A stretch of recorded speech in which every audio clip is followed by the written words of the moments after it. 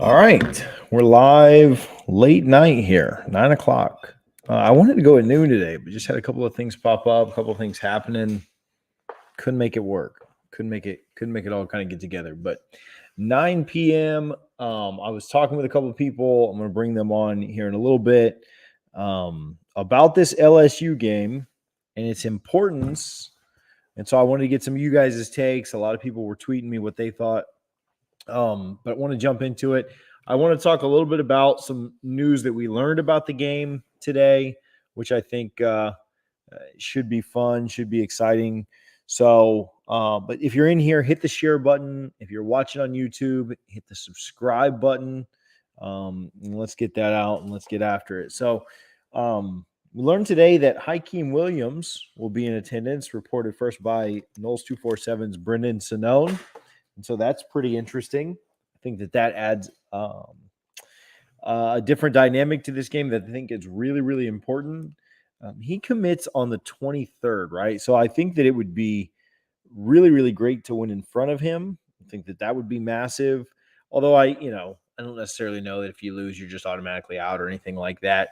I do think that you certainly need a split with FSU or with LSU and Louisville to have a chance, because he's not going to commit to a team that's 1-2, would be my guess.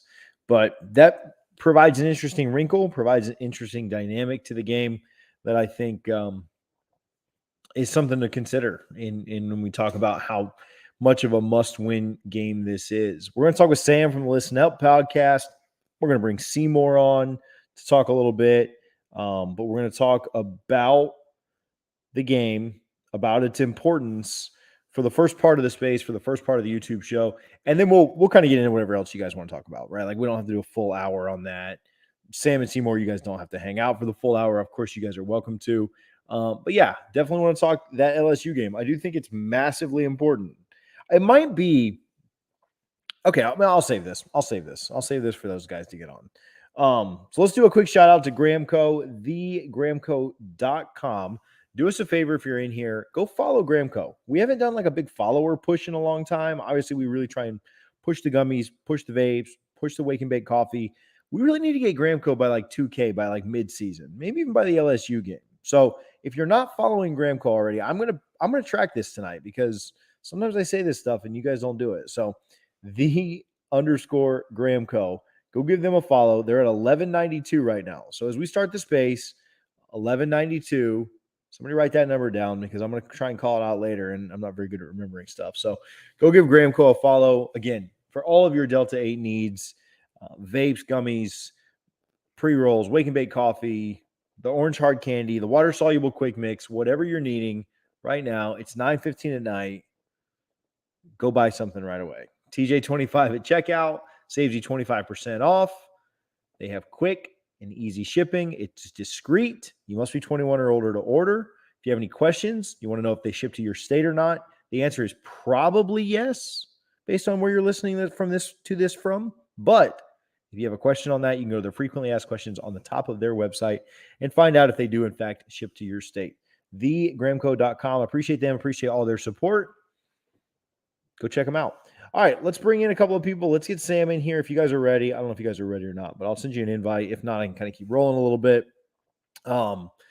Again, whatever questions you guys have, whatever thoughts you have, you can comment them here on YouTube. You can comment them in my DMs, and happy to go ahead and get those answered. But want to talk with Sam, want to get his take, something he brought up on the Listen Up podcast that people have been, kind of had differing opinions on, differing takes on. People thought so I invited Seymour tonight. People thought like we were going to get crazier. So, I know what kind of space it's going to be tonight. And I was just like, me and Seymour can have a conversation. Like, let's not go crazy. So I'm excited to chat with you guys about the LSU game. If you guys are ready, I just sent you. Okay, Sam's in. I don't know if Seymour's in just yet, but Sam, how you doing? Good, man. Good. Chilling. What's up, bro? You good? Everything all right? Y'all ready? LSU? I'm ready. I do love the week 0 game, though. I love the Duquesne game. I'm excited for it. I'm not joking. I'm not making a joke about that. Bro, we finna go 1-0. Y'all prepare yourselves for that shit. 1-0 start the season. I've been waiting. I saw. Okay, so I was watching the women's soccer team tonight, and they have a girl that's in her 7th season. Right, couple injuries, the COVID year, red shirt, bunch of stuff going on. She started the season before Dalvin Cook left, and like Wow. that's the last time that Florida State won an opener was her first year. So like that's insane. So anyway, excited to start 1-0. Also, I mean, I think it's good for us on the field too, right? Like I think it's good to get the tune-up game. I think it's good to have a little bit of confidence. You know, you just get your head beat in every year, year after year after year. That's not good for anybody. So yeah, I think this is it's good for the fans to not start out 0-1. Again, we all realize the opponent, but I think it's good for everyone. I think it's good for all parties. Fans, staff, team, everyone. Yeah, it's a milestone we need to finally cross. It's been since 2016. That shit is like, it's crazy when I look at that number. I'm like, damn, has it really been since Dalvin? Like, that's insane. Yeah. No, it's nuts. And I think that, sometimes you see a guy that's struggling from the field. What do? They have him drive the lane, have him hit a freebie. This is what we're doing. This is our free throw. We need this. We missed 7 straight shots. We need a free throw. It sets up nice for us, man. I really like when I looked at the schedule and I was like, damn, you know what? I think we definitely could beat LSU because come out that week 0 game. I mean, everybody should be. I mean, you should have your install in, so you have basically 2-3 weeks to prepare for LSU, and you can rep some stuff against Duquesne. So you should be. I feel pretty good about it. I think the schedule actually set up nice when I went back and looked at it. It's like one trap game there that's I think is Boston College, but we'll talk about that later. But that's like the only trap game I really see, to be honest with you, because you play Wake after Clemson. So, yeah, I feel pretty good about the schedule. Yeah, I like the way the beginning of it sets up. I really, really like that you get the extra day to prepare for Duquesne, and you basically have a week and a half to prepare for them. I don't know how much film breakdown you're doing on. Did you see the video floating around of them practicing? Like, I don't know how much film you're really watching on Duquesne right now. It's funny how everybody looks good in shorts, right? No, it's not good, bro. It's gonna be bad. Their projected score is 3 for this game. It's like 3.4. So they're not even thinking they get a touchdown. Really? Yeah. I might have to lay those points. I think they at least get 1 touchdown. Nah, I think if they get a touchdown, I'll be mad. I won't be mad, but they got to get 1 touchdown. You can accidentally score 1 touchdown. I mean, UF did when we played them a few, Exactly. So I don't know. I think we might hold on. UMass didn't score a touchdown. This team ain't as good as UMass. Oh, yeah, that's true. So that's a good point. We'll see. I hope it comes down to like a goal line stand in the 4th quarter. That'd be fun. All right. So you get the win there. And then, you get the long week for LSU.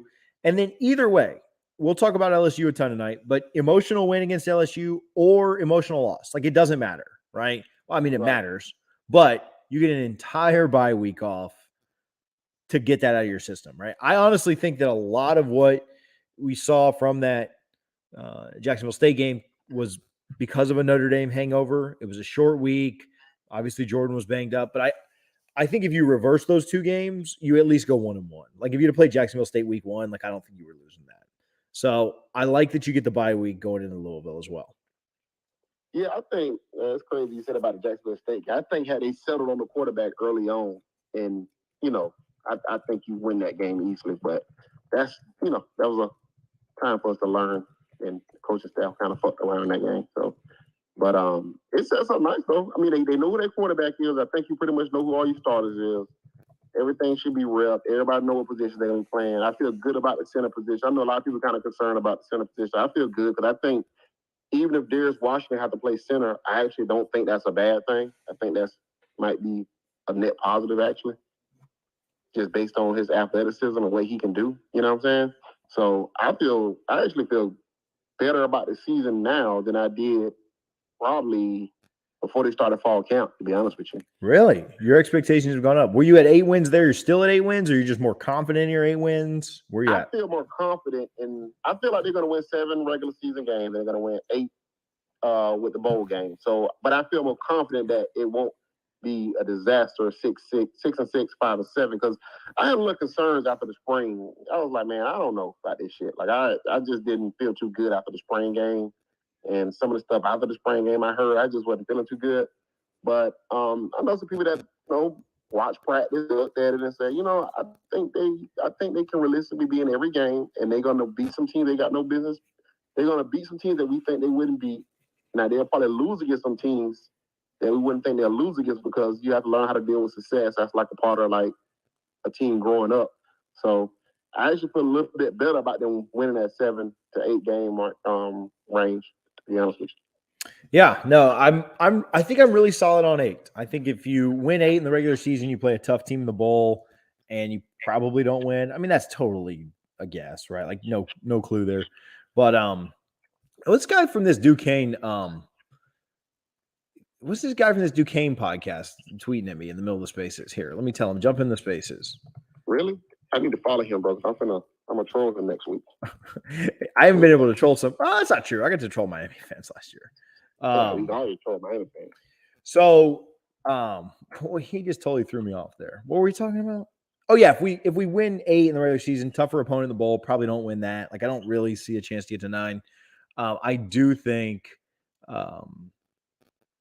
if you win 7, a little easier opponent, you can get to 8 with the bowl. But yeah, I like that. 8 wins, up 3 from last year, up 3 from the year before. 3-3. Next year we'll win 11. Like, let's go. This team needs 17 more practices, man. You know what I'm saying? It needs that. So they need to make a bowl game. Like if they go 6-6 or 5-7, I think I actually would be. Well, I mean, you know how I feel about Mike anyway. But if they go 6-6, I'm gonna be like, well, maybe we should just let it put a flow, because I do think it sets up pretty nicely for you to win some games. I think you're gonna be. If Hartman don't play when you play Wake Forest, I think you pretty much win that game. And I think it's going to be a close game anyway. So you win that game. Louisville's going to be kind of tricky. I don't think Louisville, they play UCF, right? I think they play UCF before they play us. Yeah, on the road. So, I mean, that's up pretty good. Only thing, like I said, only thing I'm worried about is Boston College, because Boston College plays Maine before they play us. And we would have come off 2 back-to-back pretty tough games. So you'll play Boston College, which I don't think Boston College is great, but if you sleep at the wheel, Zay Flowers and those guys can't get off on you. I am excited to see Cooper on him. I know that Zay Flowers is really, really good, and I'm certainly not saying that Cooper is going to go Jalen mode on him by any means. But I do think that that'll be an interesting matchup. I mentioned this the other day, but I did rewatch the Miami game for something that we've got coming out soon that I'm excited to tell you guys about. I watched that, and Amarion Cooper he was great in that game. A lot of pass breakups, a lot of Miami stuff was either them picking on, and I'm not saying this just because he's not here, and I know you and I have talked about him in the past, but a lot of it was them picking on Brownlee, who was covering Rambo. And he just couldn't cover Rambo. They used Mallory a lot. And that's just kind of a matchup nightmare, like a big tight end there. And so their big stuff they went to was Mallory, Rambo on Brownlee, or they ran 3 or 4 times. They ran the action where Van Dyke kind of scrambled to the left, and then they hit the wheel route on the right side. They hit that like 3 or 4 times. And then they had like the big double reverse pass. Anyway, so all that said, I thought late in the year, the secondary was playing really, really well. And it took like gimmicky, tricky stuff for them to get off. So I know Rambo's not as good as Flowers. I'm not trying to make that comparison, but I do think Cooper can do a good job in that game. And I'm excited to see him there. Yeah, I kind of, Cooper was really good against Miami. And then he kind of struggled against Florida, which I don't know what that was. I didn't even think Florida wide receiver was that great during the season. But they had a pretty good game against our secondary that last game. So that was something that kind of somebody told me about. It was like, something to watch. But I still like Cooper. So, he was a true freshman last year. What was weird was that in that Florida game, man, they just kept driving the length of the field, and then they'd turn it over. Like, they really couldn't get anything going. They had the one big long play on the first drive that they did end up scoring a touchdown on. But that game was so weird because they would drive the ball, and just couldn't get the ball in the end zone. Then we gave them a couple of short fields, and they were able to run it. But, yeah, their wide receivers went for 218. They had plenty of yardage. They got off 21 catches. So All right, let's talk about this LSU game. Tell me, Seymour, you jump in here anytime. Tell me your LSU take. Why is this such a must-win game for you for Florida State?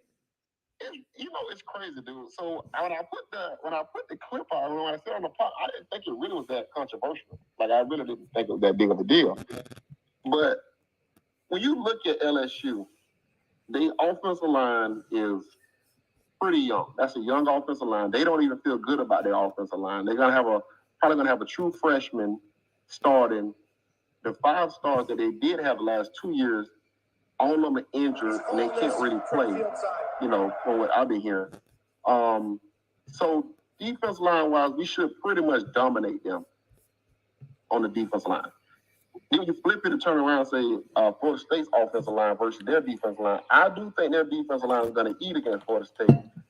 But I also think that we could probably stalemate them enough to at least score 7 points a quarter. So I think if you can get to 28 to 31 points, that should be enough with the defense that we got to beat LSU. And I think we've seen Brian Kelly enough. We played against him enough. And I think Mike's done a good enough job when he plays Brian Kelly that I don't think he feels like he's going to be outmatched X and O-wise. You know what I'm saying? So yeah, in my opinion, this is the type of game you just win and you kind of like re-announce yourself back to on the national stage. You put in the hard work the last 3 years and you get a national televised game like this. This is the type of game you win that people remember and be like, damn, they did beat LSU, and that's something that I just think they should win the game. I don't think it's that crazy. I think they should win the game. I ain't saying they should blow them out, but I do think they should win the game by like 7 points, 3 points. I got the score 31-27. Florida State. So here's my follow-up to that, or just kind of thoughts.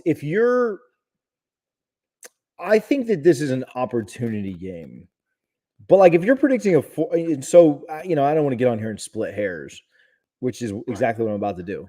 But if you're predicting like a 4-point win, like at the end of the day, that's a coin flip, right? Like you're saying like we should be slightly better than them. And like football is weird, right? Like the ball bounces different ways, and so I think how we look does matter. I think the time for what do you call it? Moral victories and stuff is like well past. So like I'm not trying to say like, oh, if you look good and you play hard, like then that's all that matters.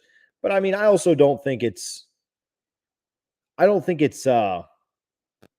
as detrimental. I think it's really, really important, but I don't know that it's like make or break. But let me ask you a question, though, TJ. It's just a matter of like, if not now, but when. It's like we'll never get a better chance to win a national spotlight game against the SEC program. And seeing where the program is in year 3, just for me, and how we didn't take advantage of our new coach situation, this is the perfect opportunity for Norvell to kind of restart that new car smell. So it's like, for me personally, if we don't capitalize in this game, it's like, when are we ever going to be able to capitalize in a big opportunity in front of a national audience? So I don't disagree with the opportunity, but I don't want to convolate, or I don't want to mix the opportunity that it is that we all of a sudden just say we're better than, like, I think LSU is a more talented team. Like I'll put that out there. I think LSU has more talent on their roster. That said, I think this is a 3-point game either way. Like I don't think that either team's blowing each other out, but I don't think the opportunity, you can say the opportunity is so great. And you're right. If not now, then will we ever be able to do it? I agree with that. But I also don't think that means you just can't find a way to lose. Because, like, LSU's good too, right? I agree. But they're in the first year of a system with a transitioning into a new system with a first-year coach with a quarterback that struggles against, throwing the ball, with our defense supposed to be the strength of our team. So if we aren't able to limit Jaden Daniels to under 28 points and scheme up over 28 points, with our defense supposed to be a top 25 defense, it's going to be a long season in my eyes. So, and then this is another point too.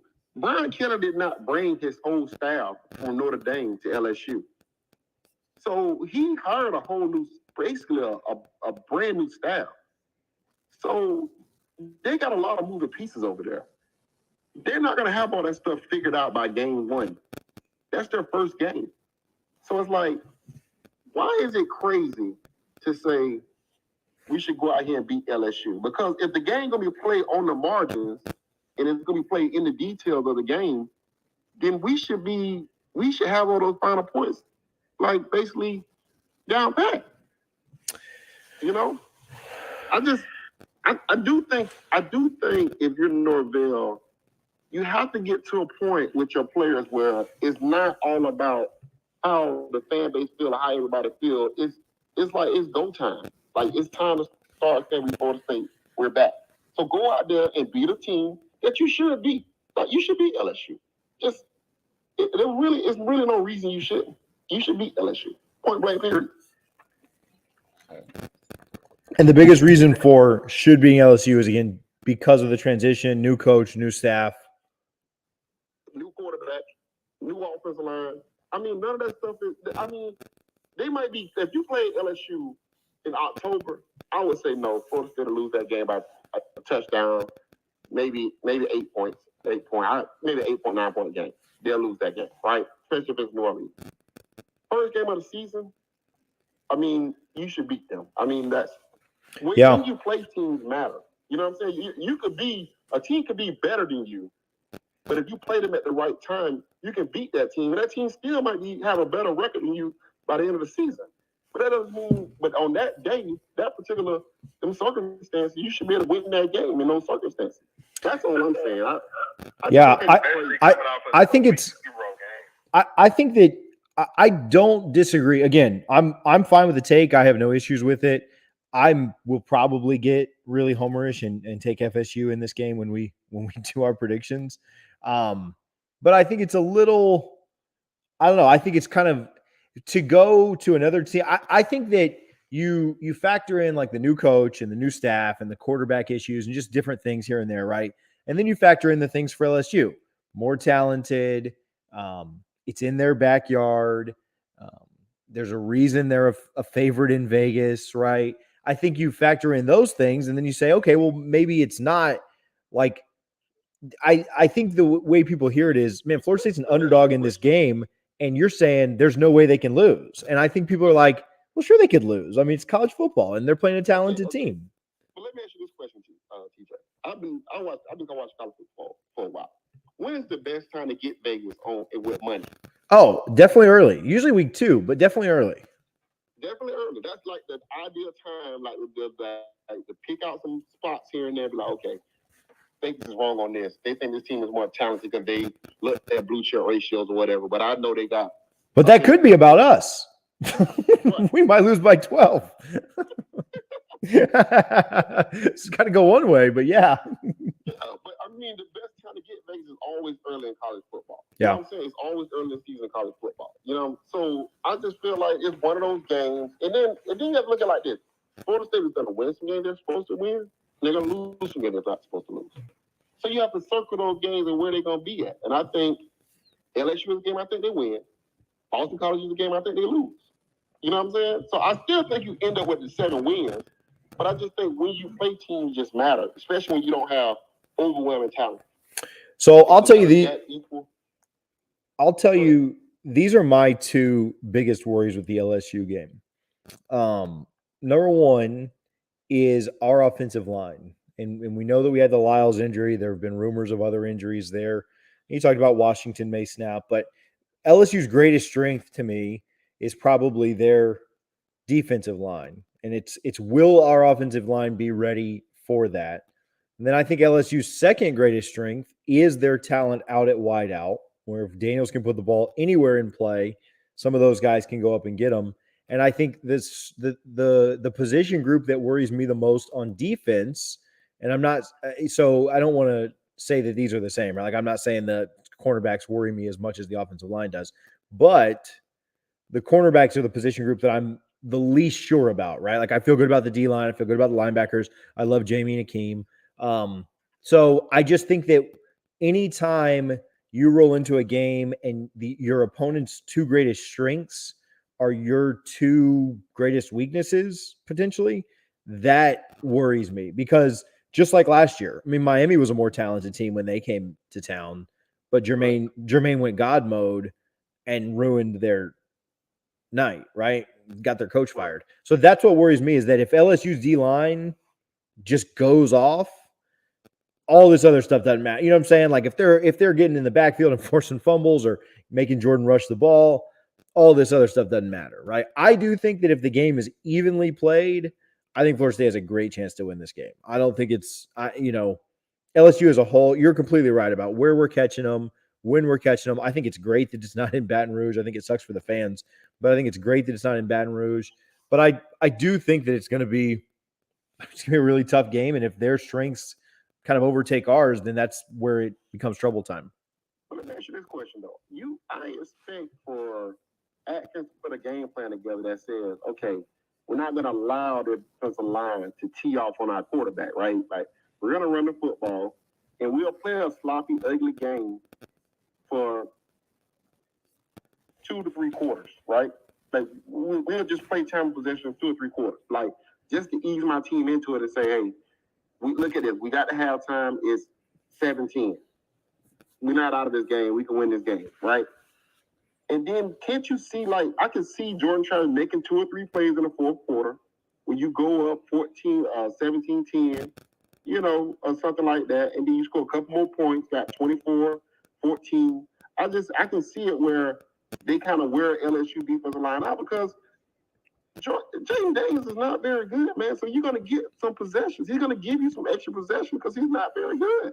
If you don't let him run the football, don't let him run the football for first downs, which the zone read does bother me because if we get caught in a situation where DJ Lundy's out there, they're gonna run zone read and wheel route like prepare yourself. It's gonna happen. I mean, that's what all teams did last year.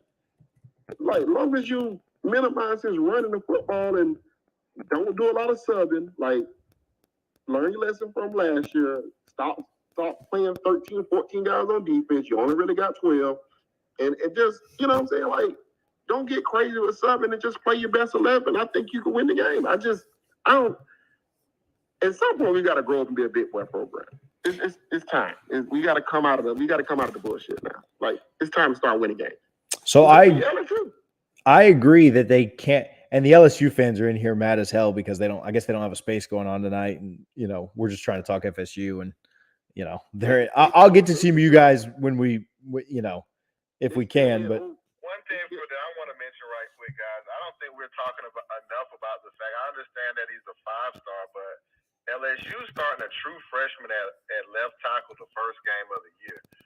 And I mean, we don't have, Jermaine Johnson out there, but we have some decent pass rushers. So for this to be his first collegiate football game in these type of bright lights as a true freshman, I think he gives us a couple of plays also. Yeah, I do think so. Sam, I want to ask you this. Do you think whose defensive line dominates the other offensive line more? And Florida State should whoop LSU's offensive line consistently in this game. Consistently, I agree. We should win every other drive, in my opinion, against LSU. I mean, understand this part. How do we tout the progress Atkins has made and the development of the offensive linemen and the guys we brought in and don't feel like we're going to win some battles to score 28 to 31 points? That's not a lot of points in college football, to be honest with you. So I just have to check this. If the offensive line gets beat, are we blaming that on Norvell or Atkins? That's for Seymour. Oh, well, I mean, I'll give you a hard time, bro. If we go out there and we play in those games, man, and we abandon the run, because at the end of the day, Atkins is the OC, but Norvell calls the plays. If we do the Jacksonville State and we stop running the ball midway second quarter, I'm putting it on Norvell because he's abandoning the run when that's something that we're definitely going to have to do in this game. Yeah, the Jacksonville State game was super weird, and you're kind of like, man, you had a lead. Like, keep doing what works. But I would imagine this game's going to be a little bit more back and forth and you don't have that option. Like you do have to keep kind of running the ball and passing the ball. So, all right, I want to get to some of these fans that are in here. I've got a bunch of people requested. Dude, the LSU fans, they hit the emojis the entire time. It's great for the engagement though. So like I'm good with it. Like it just keep, when you're hitting the emojis, guys, hit the share button too. If you hit the share button, I'll let you come on here and speak. If not, you're kind of out of luck. Let's get Max on. Sam Seymour, stay here. I mean, if y'all gonna go, y'all can go. Let's get Max on. Then Joshua was requested, and then we got some LSU fans that want to come on here and hang out too. Thanks, TJ. I appreciate it, man. Sam Seymour, always a pleasure. I think it's going to be an interesting game. When we say must win, I guess I want y'all's opinion on, like, what do you mean by must win? Because, there's a lot of inconsistency in language, even like sentence to sentence, right? On one hand, you're kind of describing, like, how we could win. On the other, you're saying there's no reason we should lose to them. Well, there's not no reason we should lose to them. They're the 5th most talented team in the country. They're the 4th best transfer class in the country. Their coach has been to 2 playoffs and a BCS national championship. Their offensive coordinator has been to a college football playoff with a group of 5 school. Their defensive coordinator has 2 Super Bowl rings. So that doesn't mean we're going to lose. But when you say no reason we should lose this game, come on. Okay, I'm gonna take that. I just said that's a brand new staff he brought in there. So he hasn't even really worked with these guys before. So this is all their first game. I'm not saying. Well, he's worked with them since January. He's had 9 months to work with them. Okay, that's 9 months. Norvell's had his staff for 3 years. So right. I'm just saying this is about cohesion. Right? But no reason. You can't just say I got 22 better athletes, I'm going to win. That doesn't always work. You have to have a good plan. Everybody has to understand that plan. When you make adjustments, everybody has to know how to adjust in the game. That takes time to learn that, especially within a coaching staff, and to filter that down to the players, right? Yeah. So my biggest thing is this. Am I saying it's a must win? No, it's not going to make or break the season, right? But you should win the game based on where you're supposed to be at within your program. Now, you can't tout what Brian Kelly did as far as the transfer portal and then turn around and say, well, FSU has hit on most of their transfers and Norvell's done a good job getting transfers in here, guys. He's hit on these guys. Well, if he's done that, then the talent level shouldn't be that much different. Well, right, except they were ranked like 8 spots higher than us, so it was standard reason. But the game ain't played. That's one part of the ingredient. The game ain't played on paper. You got to line that shit up, right? So I agree. I'm kind of falling in line with both of you. The one thing I will say is I agree that, like, in concept, Norvell should have this more together in year 3 because we're in year 3, but clearly doesn't. And that's not a slight against Norvell, but like yeah. Well, yeah, like, Florida State shouldn't be recruiting in the 20s, but they've won 8 games the last 2 years. So, like, I agree that in concept, they should have it all together in year 3, but, like, they don't. We still know who's on the staff here. We still know who's coaching at positions that are no good. We still know who can't recruit. So, like, yeah, in, like, a perfect world, Norvell would have this thing in a better spot in year 3, but, like, I don't think that really matters that, like, he's in year 3 because he's had 2 bad years. Like, he's had 2 train wreck years. So, like, I don't think that. Okay, let me ask you a question. I'm not giving any excuses. I guess what I'm saying is I follow a lot of the logic of the reasons we should win this game, and we could win this game. It's a very winnable game. It's the best way we could have LSU if we have to play them. But again, to say there's no reason we should lose, that's absurd. I mean, of course, there's no reason we can definitely lose this game. You saw us lose the championship. There's no reason we could lose. So it's definitely possible. But for the point that I think that me and Sam and even TJ are making at year 3 in Norvell's, stand, we should be winning this football game. And if we're not able to look at it like we're going to win this game in year 3, for me personally, it's like, well, when are we supposed to be able to win this game? Yeah, and that's a different. And I think that's a very fair argument. And that's a great point, but I don't think it equates to there's no way you can lose this game. Right. I think those are 2 separate things. And that's my point. When you're looking at the game, FSU going to beat Wake Forest? So I had us at, sorry, my computer's unplugged right now because I was redoing my office today, but I think I had us at like a 62% chance to win before Hartman.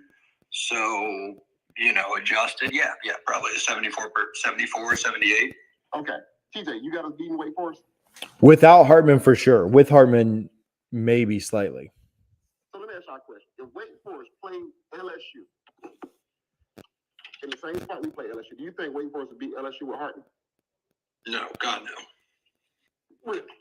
They're not physical enough. No, Wake Forest, they play a great style of football, and it's a great system that Dave Clawson's built. But no, they don't have the physicality, which we look like we do. But yeah, they would get slaughtered by LSU. Yeah, That's interesting to me. So I would take Wake Forest to beat them the first game God, like no. that. Well, I'll take that all day. You giving me 110 action? But I think they would get up. I think they would get up early because they'll be had their shit together coming out the game. I think it'll be a close game at the end, but I think they would get up on Wake Forest, get up on LSU early, and I think they would beat them like 31 to like 28, 26, something like that.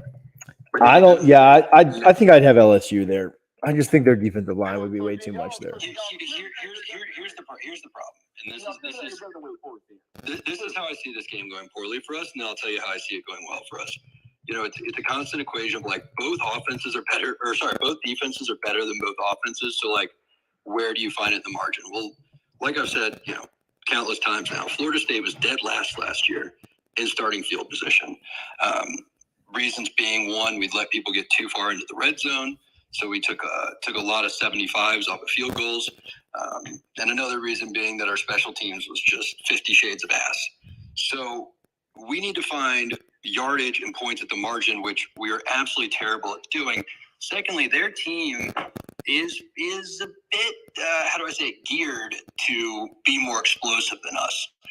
So if we're talking a 14-17 game, we got to contain Boutte the whole game because all it's going to take is one play. I mean, you look at the Miami game, TJ, I've actually been doing a rewatch the past 2 days as well. And Tyler Van Dyke single-handedly lost the game. In the first quarter, he had a wide-open guy down the center, just burned Cooper, overthrew him. He had a 20-yard out route, I think, on a 3rd and 4, overthrew it out of bounds with jitters and stuff like that. So, if you have a pass rush. You have a pass rush quarterback. Sure.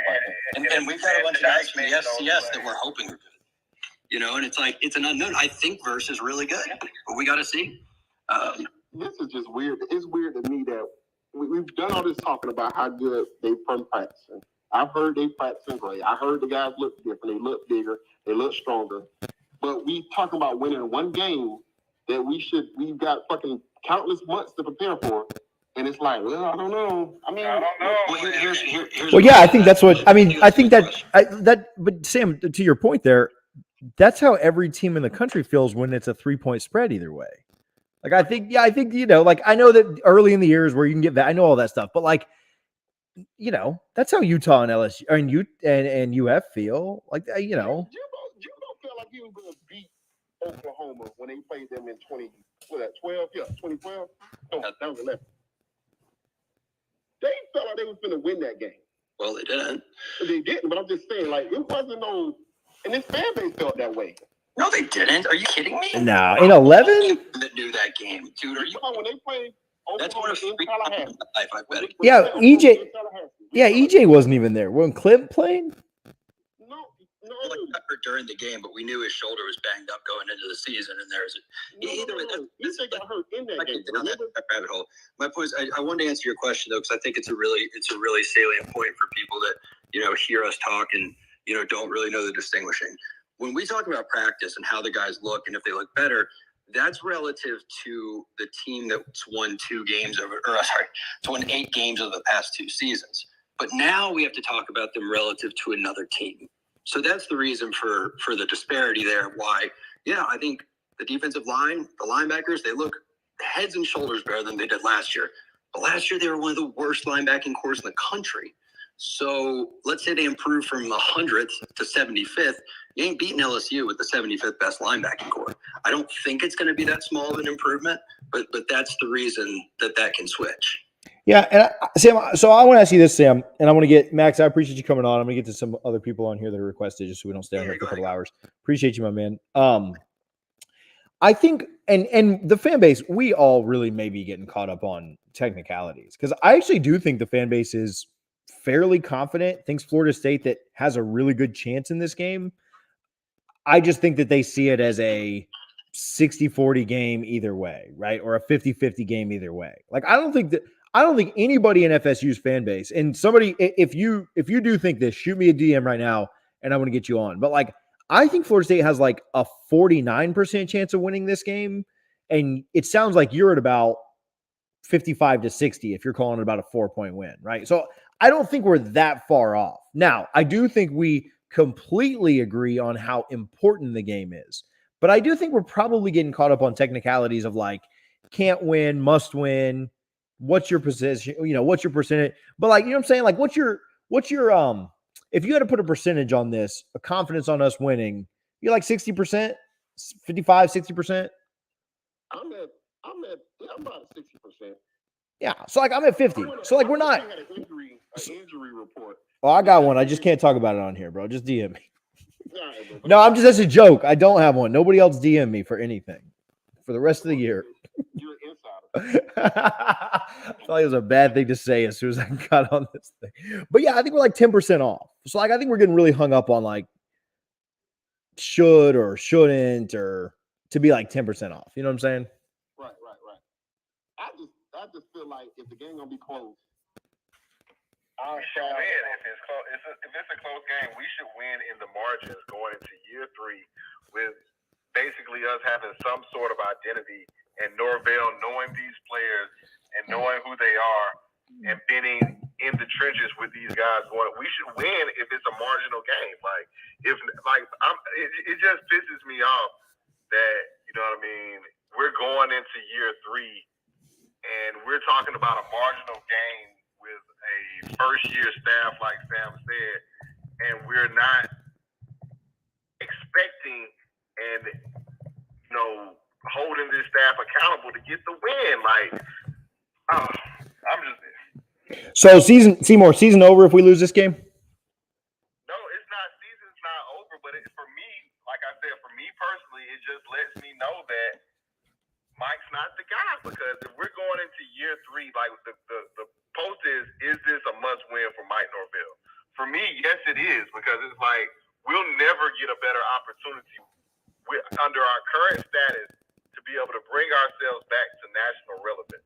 And it's like, go that far. I wouldn't go that far. Okay, Sam, when are we going to get another chance if we fuck this up? I mean, they're going to play LSU next year. They're going to play Florida on Friday night when the whole world's watching because nobody else plays. They're going to get to play Clemson. They're going to go to Louisville on a Friday night. I mean, this is an SEC game where, a nationally televised game where it's like we're in the toilet bowl. We're recruiting outside the top 20, barely in the top 20. You know what I mean? When is Norvell going to get another opportunity to turn this thing around and say, hey, FSU is back this season? I mean, they're going to get another SEC game at 7:30 p.m. on a Friday night when the whole world's watching. So you go out and get your shit together and you go beat Clemson and then you turn around and find a way to beat Florida. That'll be good, Now, I'll say this. I think the LSU game is more important than the Florida game. Definitely. Yeah, because I think what happens at the beginning, I think what happens at the beginning of the year matters more than what happens at the end of the year. But I think for boosters though, if you beat Florida, I think all's kind of a given because that's a bigger deal. That's a bigger win to people with money. So I just don't think Florida's going to be that good this year. So I don't think it's going to be that. I don't think it's going to. But I get that. But I think for recruiting, which is really, obviously the lifeblood.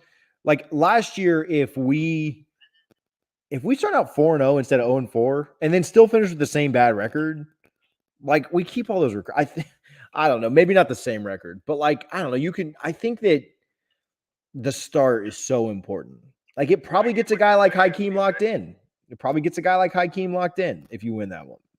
I don't know if you lose to Florida. Are designed in December, so I agree with you, TJ. A win against Florida in late November or Halloween or whenever we play Florida.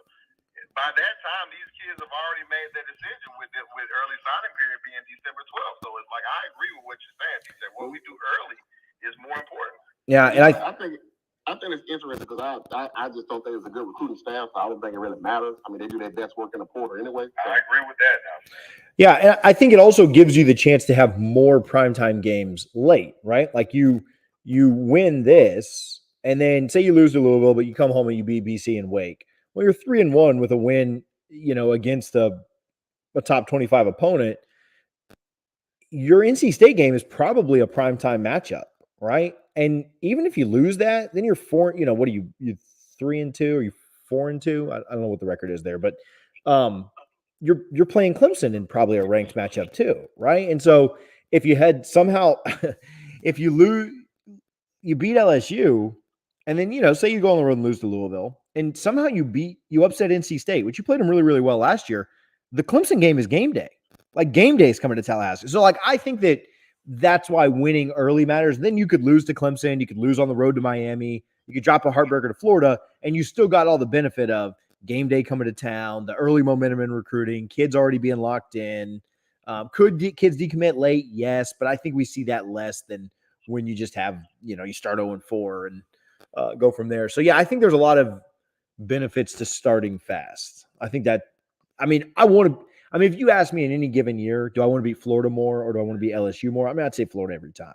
Like, that's not a question. But with this year where we are, I think that LSU game is more important.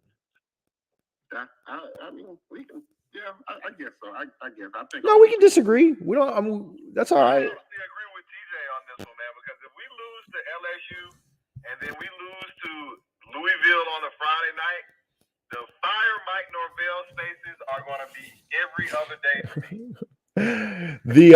I'll tell you, that's a tough 2-game stretch. If they can find a way to win one of them, I think they're in really good shape. Sam and I disagree on this, but I do think they beat BC. If Hartman's not there, I think they win that one too. And so you're starting 4-1. I mean, if you can win one of those two, I think you start 4-1. Sam and I don't agree on that. That's fine. But No. I actually got to agree with TJ on this one. This LSU game. Stop agreeing with me so much, bro. I'm sorry, this fucking sounds crazy, man. But if we don't win LSU, it makes the Louisville game must win. And I think that Friday night game in Louisville is the biggest trap door of the season. I think we might go in there and get the blister pack put on our ass. Well, I love that we have the bye week there. I love that the bye week happens so that no matter what happens against LSU, you lose by 20, you win by 20, you win on a last-second field goal, you lose on a Jackson State, but it doesn't matter. You get the bye week, and you get to kind of reset for that Louisville game. But I think the Louisville game is going to be tougher than the LSU game. It's a true road game. It's a Friday night. It's a good quarterback. It's a team that you've struggled with. I actually think that game is going to be tougher for Florida State. Not unwinnable. I certainly think they'll have a chance. I think Louisville will be like a 4 to 6 point favorite in that game. I think Florida State will have a chance, but I do think that'll be a tough game for sure. All right, guys, I want to get this LSU fan on here. I think he's probably sent more cry laughing emojis than Jay Daniels has incompletions, which is kind of crazy to think about, but SRT Ice. As I get older, I get wiser. My man, how you doing? What's up, TJ? How you doing, bro? Good. Are you going to the game? I absolutely will be there. All right. We're doing a big tailgate. You ought to come out. I'll get you in for free. Everybody else has to pay, but I'll get you in for free. I feel like you paid your way with the cry laugh emojis tonight. So you're in. Hey, TJ, I respect FSU. I watch FSU football, over the years. Peter Ward was a player I like to watch.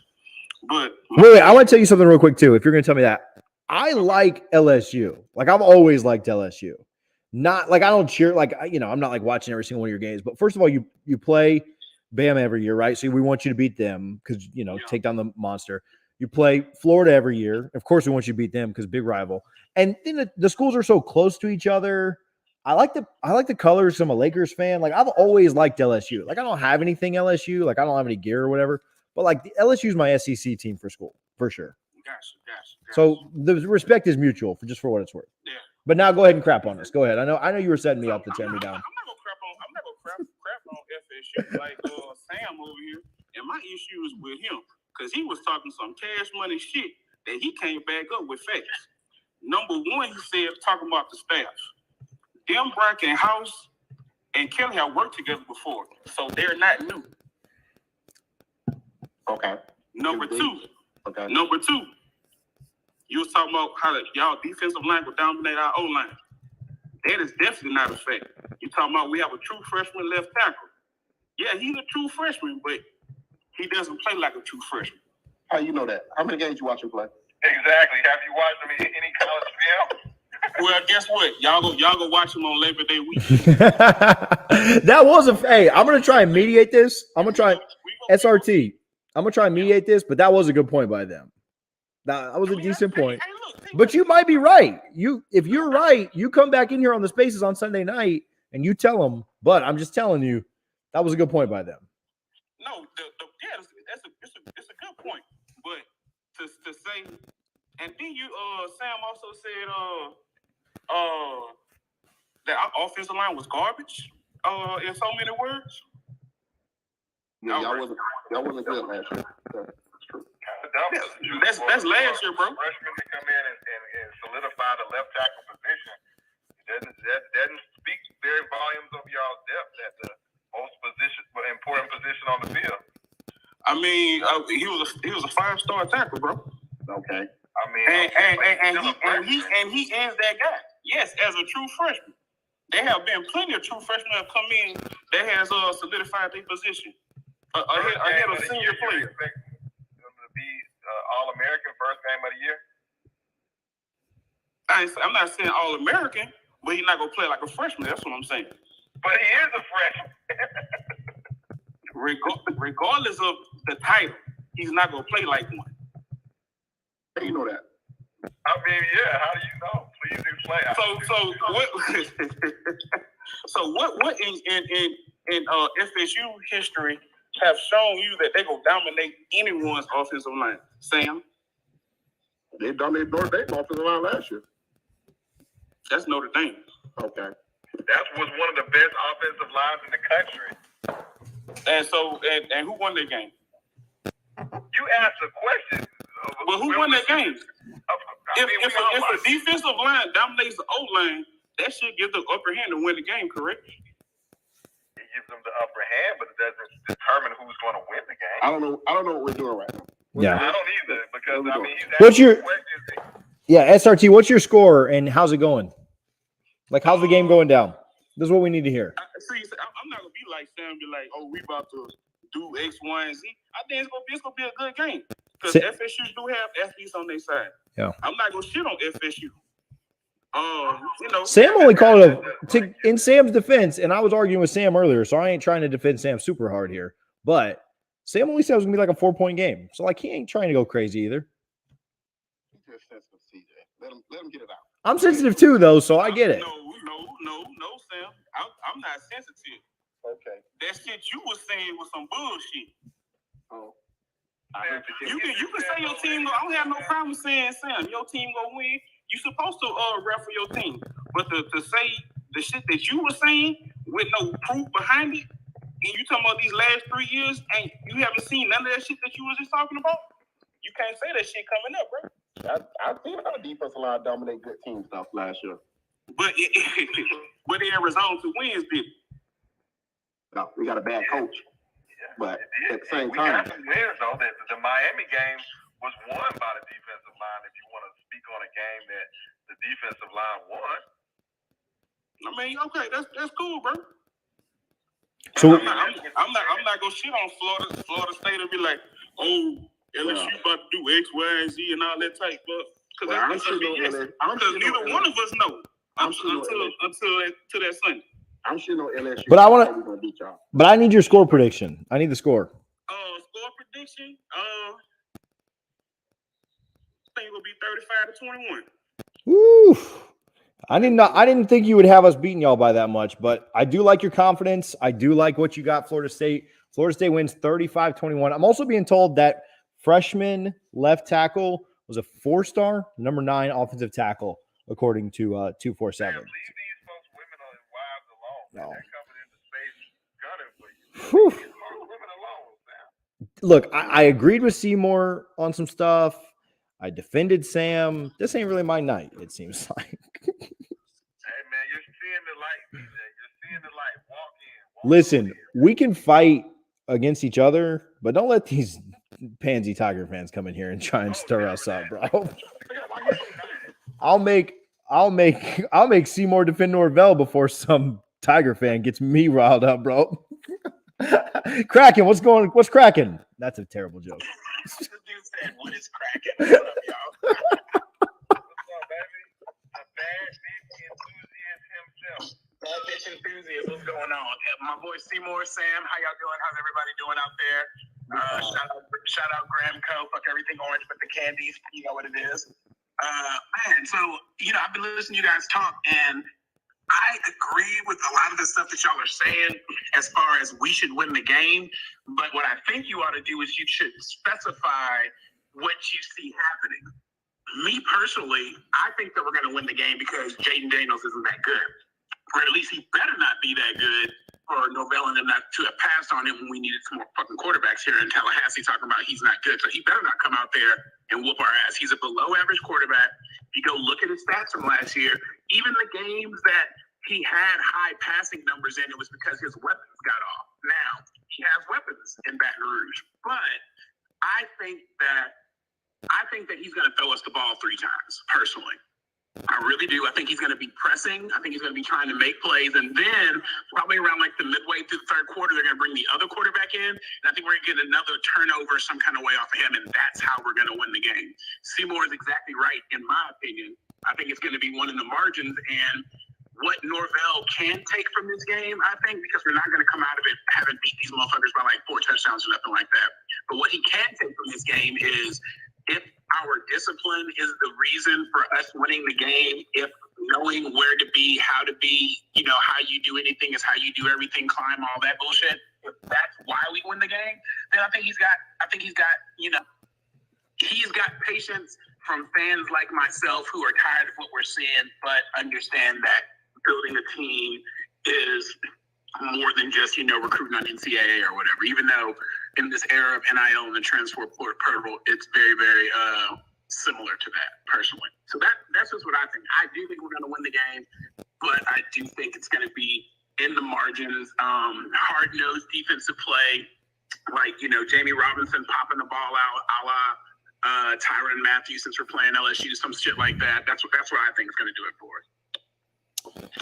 I agree with that. I mean, I don't think there's going to be that many turnovers because I think Norvell and Brian Kelly is going to play very conservative early in the game to kind of get everybody kind of in a groove, So I think we score on our first drive. I think they score on their first drive, right? The script. I think they hit on their script. We hit on our script. And I think we score again. So I think it'd be like 14-10 going into half, something like that. And I think you see I think you see it open up a little bit in the fourth quarter like we did last year. You know what I'm saying? Once teams get a better feel of what the other team's doing. And I think we stopped them trying to drive the ball down the field for a touchdown. Because I think we win by 4. So I have a question. Nobody's been talking about it. What do their linebackers look like? Oh, I don't know that. Blake, you want to come in here and talk about that? If it's a true freshman, he must be good. That's all I know. Great. I'm just saying, we hear a lot about Mason Smith, the D tackle they have. We hear a lot about, they've got guys who are good, the BJ Okieri or whatever his name is, however you say it, guy that's on the outside for him. They have good individual pieces, but do they have the guys to clean the shit up? We had good pieces last year on our D-line, and yes, our running defense is better, but only having Kalen DeLoach and not having a player like Tathan Bethune seems to be, cause people to be able to rush for more yards. And with us being a run-first team, I don't know why we're not talking at all about their linebackers and what we can do to either exploit or try to just, out-athlete them. I added my guy Blake from AYS Sports, Are You Serious Sports. Blake does a great job, and I would give him a quick plug here. Go give him a follow for all things LSU leading up to the game. You can unfollow after, but follow him. No, I'm just kidding. You should keep following. Blake, so we were having an argument amongst our own family in here tonight about how important this LSU game was, and we disagreed or agreed, or is it a must win? Is it a can't lose? And then the LSU fans got wind of it, I guess. Somebody let them in on it, and they got pissed off at it was my fault. I shared your space. Oh, yeah. Thanks a lot. Yeah. So we were trying to have our own cordial little argument, and then the LSU fans wanted to come in and argue while we were bickering. So anyway, thanks for coming and hanging out for a minute. Well, I just want to say I'm here so I don't get fined. Use your promo code with Gramco AY. No, how do I kick him out? Get him out of here. Get him out of there. You know, I would say to the linebacker question, TJ, because that's what I heard when I came in. I think that they're really fast. You know, we've been to both scrimmages. Brian Kelly's given us a lot of content and access, you know, from the media side of things. And I just think, TJ, they're extremely fast, right? Like, they're really sideline to sideline. You know, one thing that LSU has done really well, whether it be Les, Ed, and really what Brian Kelly just has right now. Let's see what he does later in recruiting. But he did get 5-star Harold Perkins that looks really good. They're really explosive there, man. TJ, is as much as I thought it was a concern going in, I don't feel as bad now. Because they're I mean, you guys, you do have Kayshon Boutte. You know, that's LSU's obviously best receiver. They're doing good out in coverage on him when they go like in a big nickel package. You know, Mike Jones, I thought did really well out in coverage. So where I thought it was going to be maybe a question mark, TJ, they're really explosive there, man. Honestly, in my opinion, at least they worked Wednesday. Tell me about the offensive line. Maybe a place that Florida State can take advantage of. We were joking with the guy that was on here about the high recruit that's starting at left tackle. Yeah. Mm-hmm. And there's been some snapping problems, it seems like. Although we're on our third center too, so YOLO. Right. Well, Jared Dellinger, who's the center, did have some snapping problems. The problem came when Mason Smith, who is, you know, on Rivals as number one player in the country last season or season before, whatever it was, when he moved to a straight nose tackle. But here's the thing there, TJ. He's been playing center for 2 weeks. He missed the spring. And I'm okay with that. And TJ, you know me better than some in here. You know, that was a position that I played and I know it was FCS level. I'm more focusing with him on, is he getting the protection calls down and is he calling out the proper front, right? Like, I think that they'll get the snap down. Now, if he does it again, it's a worry. But I got to say, TJ, the 2 scrimmages that I've been to, I would say personally, the LSU offense has won. And they've won, TJ, because of Jaden. And I know that there's a lot of concern around him, but if he is, quote-unquote, highly inaccurate, even from a season ago, against this LSU defense, who last year only held Bama to 6 rushing yards. Like, LSU was bad, but their defense wasn't. My thing is where's his inaccuracies coming from? You got to give Jordan Palmer a lot of credit with this one. That's who he's been working out with, along with Joe Sloan. TJ, he's looked pretty good. He's dominated. He has been the top of camp every time we leave. The question is how does he do? You know, and look, I know Florida State's not a quote unquote SEC school, but you dudes got athletes on that D line. So I don't know. I think he's helped them, TJ, in a way because of his speed and his legs. But I think that they've done pretty good so far. My worries for LSU, just so it's all known, is DB. I got to be honest, D-line a little, and sometimes, and the kicking game. Special teams worry the shit out of me right now. Like, if there's one place that I think that, since what I've seen, that Florida State could dominate in is the third phase of the game that we make fun of, but it's special teams. Because we have not been proven to be able to do anything so far in that area. But we'll see. Yeah, our special teams have been up and down. Our kicker was okay last year. He went for 10 for 13, but just really couldn't hit anything from distance. Like, a lot of those were pretty close in. And so kicker wasn't great. Punter's fine. And then the return game, I mean, there's been some hype around the return game. You know, like, obviously they don't go live full returns in camp. due to safety and stuff. But there has been some smoke around that. So I don't know. I think that when you look at the deficiencies in kicking, but then the proficiencies, big words on a Thursday night. I think we know you've been drinking some probably like $1,000 bottle bourbon. Yo, relax. Don't put me on blast like that. I'm on the $20 gummies, man. What are you talking about?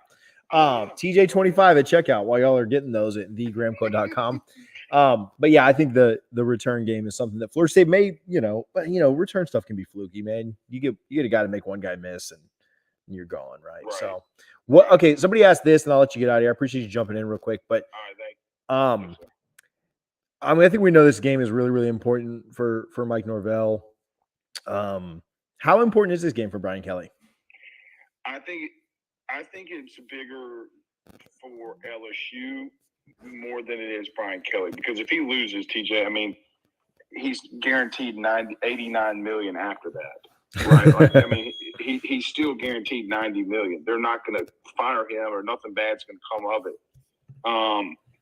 But I think that from a perception standpoint, it's massive. TJ, on my show tonight, after the Gramco commercial, legitimately, we were talking about tonight, for me, the biggest game on the schedule for LSU is Florida State.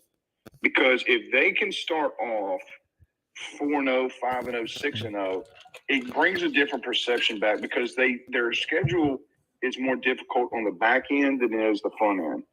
Like the toughest game that they have in the first 6 or 7 weeks is Tennessee. So, and from my opinion, I should say. So it kind of feels like a lot of the UCLA from last season. LSU went out there. Orgeron said, "You out here in your sissy blue shirt," and then it backfired in his face. So for me, you guys, and I'm not saying this is because I'm in here. I said this tonight. It's the biggest game on the schedule, in my opinion, because you got to start off fast. Yeah, we were talking about the importance of starting fast, starting fast versus finishing well. And yeah, I think that this is it. It may be the most important game on FSU schedule too, because if you win this game, I don't think there's okay. So yeah, Sam, we can talk about this and go from there. But I think if you win this game, who on your schedule can you not beat? Maybe Clemson. Yeah, I don't. But you have to remember, we still don't have a lot of depth. You know what I'm saying? Well, if you stay healthy, I think that's the big thing. Yeah. Well, and TJ, I'm not saying LSU. I don't. I can say their record reflect who they were, but if you guys can move the ball on them, like running the ball defensively, you guys are going to be really freaking good. Right, like this defense still gave up 6 yards to Bama a season ago, and they were dominant. Down the stretch, LSU's defense went from 119th, and after that, if you rank from that point on, from Bama on, they were in the top 10. Like, that's how big of a difference they had when Orgeron got fired. So if you guys can do that on them, dude, y'all might be able to go up against a Clemson. LSU has three guys draft eligible right now, starting on the D line. Kuiper's got all three in his top 32.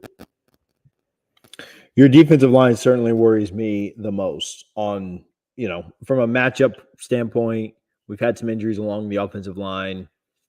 I think we like where the offensive line is better this year than we have in several years, but they're nowhere close to top 5 in the country level. So, right, this is not Georgia 2022 or 2021 that we're rolling not out even there. Close, right? So the D line worries me a ton, but I'm excited to have you on. For those that I've been kind of holding off on this, but yeah, we're going to get you on Double Fries No Slaw on our Thursday night preview show, which will be not a week from tonight, but 2 weeks from tonight, because that'll be the Thursday night of the game. I was going to ask you kind of flip-flop that too, to have you on next week and maybe hit it back to back if you're cool with that. Let's do it. I'm down. All right, buddy. Later. Thank you. And shout out to Gramco. AYS. Get out of here. Get out of here. Get out of here. All right, I had to cut him off. TJ25 at thegramco.com. Hey, I want to keep going. Again, Sam Seymour, I appreciate you guys for hanging out. You guys are welcome to go anytime. I want to shout out.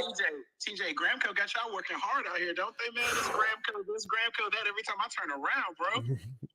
Look, They're it's like the mafia, bro. We don't talk about it, you know. So I do want to give. Well, hey, let me go ahead and jump off real quick. I wanted to say, fuck everything orange, fuck Miami, fuck Clemson, fuck Florida. But also think about this, everybody. And I smoke a lot of pot, and I have like very crazy neurodivergence, and so I thought about this a lot. So purple is the color of royalty and a jester's royalty, and yellow is the color of piss. So we're gonna call these dudes the piss clowns all week. How's that sound? Jeez, Kraken, I love you, bro. Hey man, hey, it's all the Kush, man. It's stupendous over here. Everybody have a good night. Go Noles. See you, buddy. Let me give a quick shout out to Garnet and Gold. You can go to garnetandgold.com. Season is 9 days away. So I've been telling you that you don't have to rush because they're shipping so fast. Now it's time to rush. You need to get on this. You're going to miss out on some of the stuff, but the Nike stuff is dropped. The Columbia stuff is dropped. They have a really, really, really cool LSU Florida State co-branded shirt. Kind of celebrates the game. If you're going out to that and you wear that shirt, I'll buy you a drink. So find me in a Garnet and Gold shirt, and you'll get a drink on me. So garnetandgold.com spaces15. It'll save you 15% off your order. Listen, if you're buying 2 Nike polos, that's like $30 you're saving. So save the money there. Buy over $75 and you get free shipping anyway. But if you're going to Duquesne, you can obviously pick it up in town. garnetandgold.com spaces15. Shout out those fine folks over there. So, all right, I got some more people requested. Sam, you want to stay on? Seymour, you want to stay on? You want to go? You can do whatever you want. There's no rules here. We let LSU fans on. So I'm good, bro. I'm good. Everybody making jokes about that LSU fan that was crying again. He was mad at Sam. Sam did something to that man. Yeah, I've never felt more unified with you guys as when some LSU fan comes in here.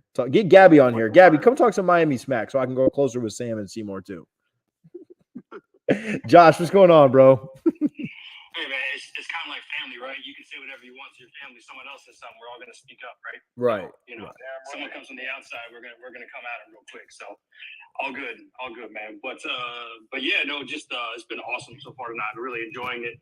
A couple quick things. One, one of Sam's points he said real early, like I really do think this is a huge game, but I also think if it's going to be one, it is going to be one of the margins. I really do think so. I think if you think about how many games last year that we blew, or just weren't in because of stupid plays, where like think about the fumble on the punt on Florida. Think about how many times we let the ball bounce and roll the 5-yard line because no one wanted to field the damn ball, or just walk out of the end zone with the ball. It seems like it's something we really addressed. Obviously, we haven't seen it yet because we haven't seen it live. Bringing in the guys like Pittman, having maybe even McCall back there, some other guys. I think not giving up 30 yards extra on punts, not fumbling the ball, things like that is where we can win some of these games that are close games, i.e. the Notre Dame game, the Clemson game, etc. I think that's where it's going to come down to. And I think it's huge because, to quote the great Marlo Stanfield, my name is my name. So names matter. So us beating LSU as a name matters.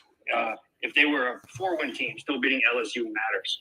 So I think the kids see that with regards to recruits. And I think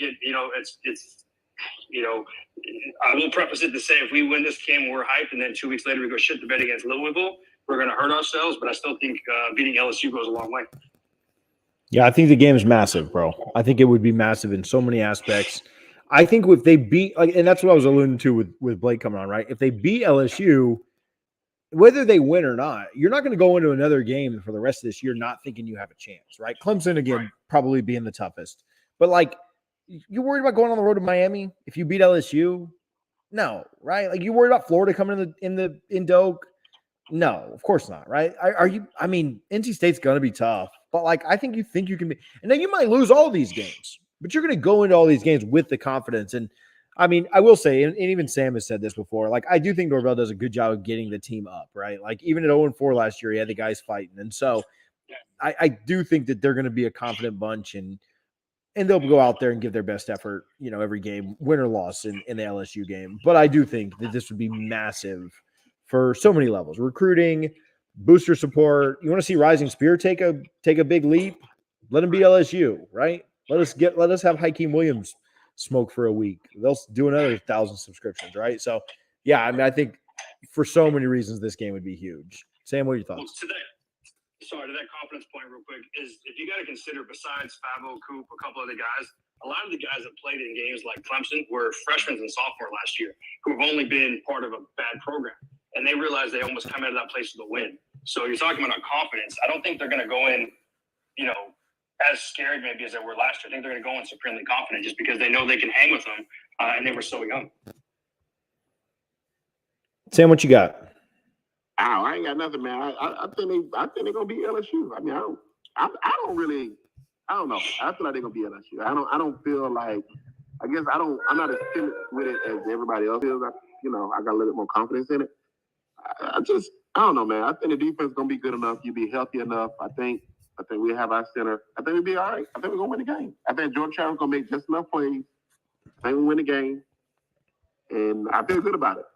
I like JT and the I like JT and the JT-JD battle there.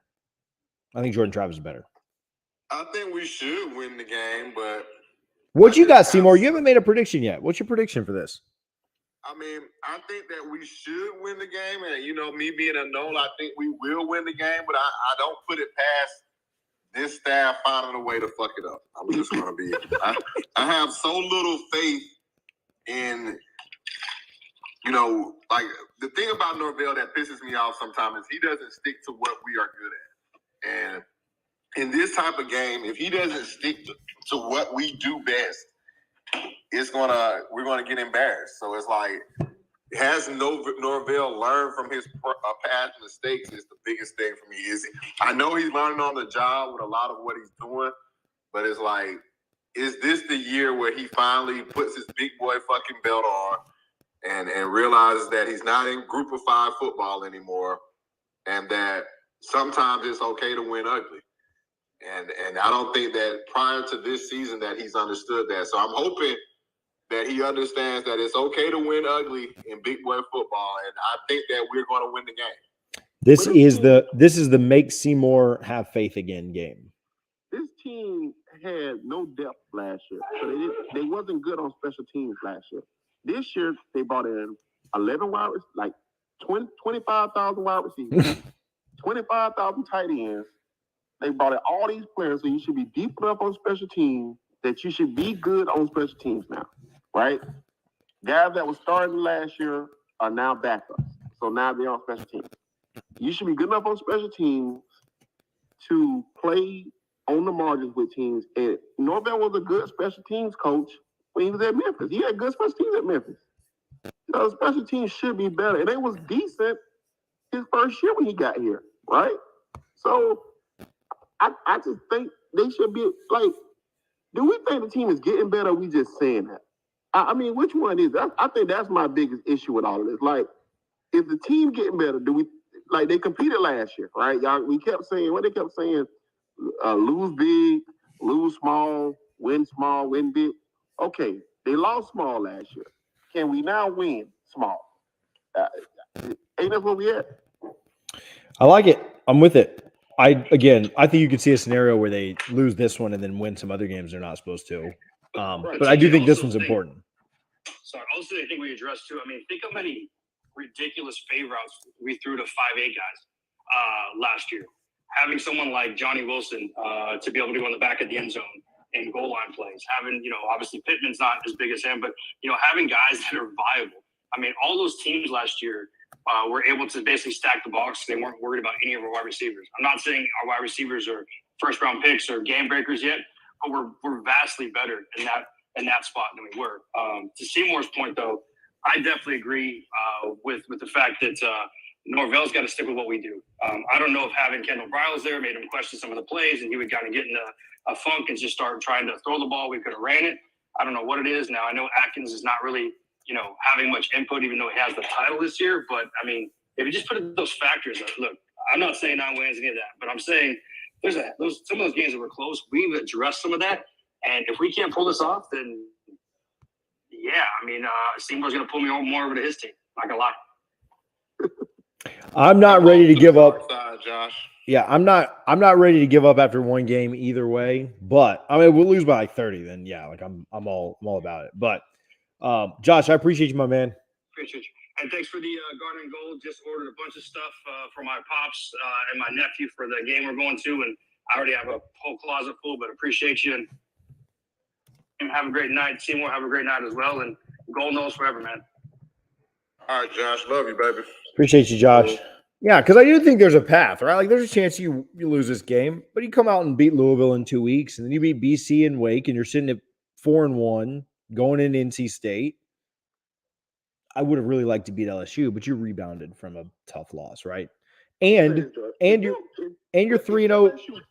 You're also 3-0 in the conference, and you beat NC State. You're probably competing for Charlotte.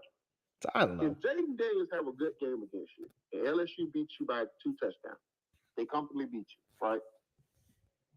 There's no way in hell you beat Louisville. I'm just gonna put it out there. There's just no way. It's not happening. And it says to me that our season is trouble. We're in trouble all year, guys, because the defense is supposed to be the strength of our team. If Jaden Daniels comes out and puts up video game numbers on us, we're in fucking trouble. Yeah, because I think we like the defensive line. We like the secondary. So, yeah, I agree. That if he lights you up, that's a problem. Now, at the same time, if we lose this, if we win this game, whatever. If Jordan matches him, right, lose this game like 41-38 or something, and Jordan's got 5 touchdowns, I'm going to feel good about some of those ACC games, but I'm going to be really worried about that defense. So I will say that. But yeah, you lose by like 14, 21 points in this game, that's not going to be good news. Let me get some other people on here that have been requested for a minute. We've had a lot of people requested. Shout out to new listeners tonight. Bunch of new people in here, so appreciate that. Kevin, how's it going, my man? Good, man. How you doing? I'm good. Yeah, so just like I've been listening to the talk tonight, and honestly, I see what Sam is saying, talking about it's year 3, we should win this game, and the argument really just comes down to, can we execute? These dudes have been with Norvell for God knows how long, and they should know how he wants to call these games, what they expect, or what he expects of them. So, yeah, Brian Kelly's worked with this D coordinator and the offensive coordinator. The players haven't. So, and it's the first game of the year. You know what I mean? Like, it's just a matter of, can we, it's been said a billion times, but like, can we win on the margins? Can we not choke on a 3rd and 4? Are we going to snap it over the dude's head? And then it's a, 10-yard loss or whatever, so it's just, I don't know. I think this game is important to you depending on what you want, like, from the season. Like, basically, like, are you wanting the national statement game, or are you wanting to have, just a regular season? Because I see the scenario of, we lose this game, national writers forget about Florida State, but then we go on and have a decent, conference season. We win. We beat Wake, we beat BC, whatever, lose to NC State, Clemson, and then win 7-8 games. That's fine. But for me, I'm just tired of listening to these national podcasts and then everybody just kind of writing off Florida State because we don't do anything in the month of September. So, like, this game, I feel like, matters. It's the most important game on the schedule. It's going to set the tone for the season. This is what's going to determine Mike Norvell's future, I think.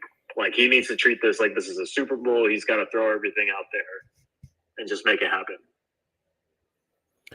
I don't disagree that this is the most important game of the season. It's probably the most important game of his career, and the Miami one was big last year. But, yeah, this game is huge. You sound like Miami fans, though, treating a regular season game like a Super Bowl, like they do to us every year. But I get your point there, and I don't disagree. Yeah, because if you win this game, I think you're 4-1. That's what I'm saying. Like, if Marvell wins this game, all the pressure, like, you just got to think about it. Like, all the pressure is off this man's back. If he loses this game, it is 13 days of tweets, of spaces, of podcasts, of media members saying all sorts of things until they play Louisville. If he wins this game, the amount of freedom that he can just kind of, like, now he can just go coach and, quote unquote, relax and, have whatever kind of season we're going to have. But, like, it just adds an extra layer of pressure if he ends up losing this game. And it's like not like not in the sense of like, the Miami fan Super Bowl type of thing, but like you said, this is the biggest game of his career. Like this is for the first time probably in Mike's career that like he's coaching for his job. He's been not to use his word, but he's been climbing in his career for how long? You know what I mean? Like this is the biggest job. So like this is the game for him, in my opinion. Like if he's gonna have a statement game, if he's gonna make it at Florida State, I think having this game to win this game, get national writers, on his side. Because if you got to think, I'm just rambling now. But like, if you got to think about it from a national perspective, when it comes to Mike Norvell, in the national perspective, it's the BLM text when Marvin Wilson said he was going to boycott the season. It's losing to Jacksonville State, and it's losing Travis Hunter to Deion Sanders. Those are all of his for Mike Norvell in his career at Florida State. If he wins against Louisville, it starts to kind of, change the narrative a little bit. And I think he needs that. I don't think beating Louisville is going to do that. I don't think, beating BC and Wake Forest is going to do that. It'll help the fan base. But I think from a national perspective, what's going to get these recruits talking, what's going to get these people talking is you got to win this LSU game. That's a great point. I think that from the national perspective, the recruiting perspective, Josh, I'm going to totally just steal this from Newberg, but Josh says this quite often, that every once in a while you get a chance to reset the shot clock. Essentially, if you miss on this one and you lose to LSU, the shot clock is dwindling, but then you have to hit a bunch of shots in a row. I think you have to beat Louisville because you can't start 1-2. You got to follow that up by beating a BC team you're going to be favored against. Then you got to follow that up by beating Wake Forest with or without their quarterback because the game's in Doak. And then you've got to upset one of NC State or Clemson, which are much more difficult to me than just beating LSU in the first place, right? So if you lose to LSU, like you almost have to go beat Clemson. Like that's how you would get it back. You knock off Dabo. And I don't even know if that's enough, but like that's the only thing you have like left in your pocket to help reset it again. Like, if you lose against LSU, in my opinion, it'll feel like we in the same place we've been at, where we're just kind of kicking the bucket down the road. You know what I'm saying? Till the inevitable. Yeah. You've got to do something. If you lose to LSU, you've got to go out and beat Clemson, Miami, and Florida. Right? Like that's how you'd salvage it. Right. And I think the team splits with their rivals at the end of the year, and I think they lose to Clemson. So asking the team to go 3-0 in that is going to be tough. This game is monumental. I like the call, Kevin. I appreciate you, my man. Hey, I like Kevin, man. Hey, and I appreciate Kevin, man. Kevin listens to the Listen Up podcast. It's only like 6 of us over there, so I appreciate that. I'm a degenerate. I'll listen to literally anything and everything. You guys are hilarious. I love the Listen Up podcast. I mean, it's just, like, I get it. Like, you listen to all the other media members, and, I think they know what they're talking about, but at the same time, they got to put a little positive spin to it because they're the ones getting all the access. You guys have the freedom to say whatever you want, and I'm about it. Appreciate you, my man. You get it, Kev. I'm glad you said that. What you said at the end is that, people like me and Sam, people say that we're negative, but it's just that we can tell the truth where others sometimes can't. Brian Kelly. Not the one that'll be coaching on Labor Day weekend. No, sir. Hey, I got a quick question for you guys. Do you think this LSU team is more talented than Notre Dame's team we played last year? That's a great question. I think they're. That make you think, don't it? It does. There you go. So I don't have an answer to that. I'm going to go back and look at Notre Dame's roster while I say this. I think that what worries me, and I don't know if you were on when I said this earlier, I don't know if they're more talented or not. Sam is way better at like rosters, depth chart, who's on the team. Like I couldn't tell you who's on Notre Dame's team last year. So like, I don't know to answer that question. I will say that LSU's strengths worry me a little bit more than what were Notre Dame's perceived strengths, like the defensive line being out of this world, the wide receivers being really, really talented. When I have some questions about the secondary, I think that from a matchup standpoint, that's what worries me a little bit more about LSU. I liked us to play really, really well against Notre Dame. I mean, Sam picked us to beat Notre Dame last year. So, but I don't know. Sam, more talent. I don't know the rosters that well, so I'm not going to give an answer there, but I have no idea. I think the quarterbacks is about a wash. Yeah. I think the quarterback Notre Dame had, the transfer they had that came in, he was a terrible quarterback. No. His only really good game was against us, which how we, never mind. I ain't gonna get into that. But anyway. But they had Kyle Hamilton at safety. He's really good, dynamic secondary guy. Their linebackers was pretty good. So their defense was pretty good. And the thing about this, they had, in my opinion, they had more cohesion. You had the coach, the DC from Cincinnati. He was the only new guy that was on the staff. Because, Kelly kept most of everybody there. And he had that same offensive coordinator. The offensive line, if you remember, Notre Dame offensive line was really young, too, last year. Remember? Because they had lost a lot of NFL guys. They had a lot of young guys playing. And, Jermaine had a great game against them because they was young. Yeah. Right? So I think they're probably equal in talent. I think LSU is more explosive on the outside, right? Like they're way more explosive on the outside. Yeah. I think that's the only thing that kind of scares me is the team speed of LSU. I think that overall in the SEC, it just seems like they're a little bit faster. And I've noticed with Jordan Travis, when he plays against faster teams, he just doesn't see. He's fast. He's an incredible athlete, but he does. It just when you're playing against another guy that's just as fast as you, it kind of like it just kind of shows you a little bit. And I just worry about their team speed more than anything else. Outside of that, I think we can match up all right. So we'll see. I also think, man, going back to what Kevin was talking about, I don't think the bullseye is off of Norvell, even if he wins this, man. Winning this would be huge, but you don't win this and then lose to Louisville, in my opinion. I think if like the guy said from LSU, you win this game against LSU and this talented roster, you should beat a bunch of ACC teams, in my opinion. If you beat LSU, now I still think there's some things about that Louisville game that make it really tough. First of all, I just think Cunningham's better than Daniels. So, way better. But outside of just that, I think that if you beat this LSU team, you should not lose to another ACC team outside of NC State and Clemson. Like, I'll give you those two. But you shouldn't lose to Miami, shouldn't lose to Wake Forest, shouldn't lose to BC, shouldn't lose to Louisville. Obviously Syracuse, Georgia Tech. Can't lose those either. But yeah, I'll buy that. Yeah, at the end of the day, I just think that I just worry about team speed. I think if we play fast and we can match with their team speed, we can beat them.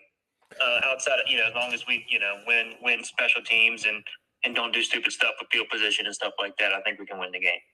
So defensively, I think you make them nickel and dime you, right? Like don't get beat out on the outside, don't get beat deep. Make Jay Daniels drive long, tedious drives to beat you. I think this would be a perfect game for Adam Fuller soft zone. Yeah. And let guys like Jamie and Cooper and Dent, let them go make plays. Play the soft zone and let them crash and make plays. And if that happens, then you're relying on your strength, which is the interior, the defensive line, and really, I think our linebackers this year should be a strength. If with Deloach is continually growing. The guy should be a pretty awesome athlete linebacker this year. And then I think if we can make, they have to.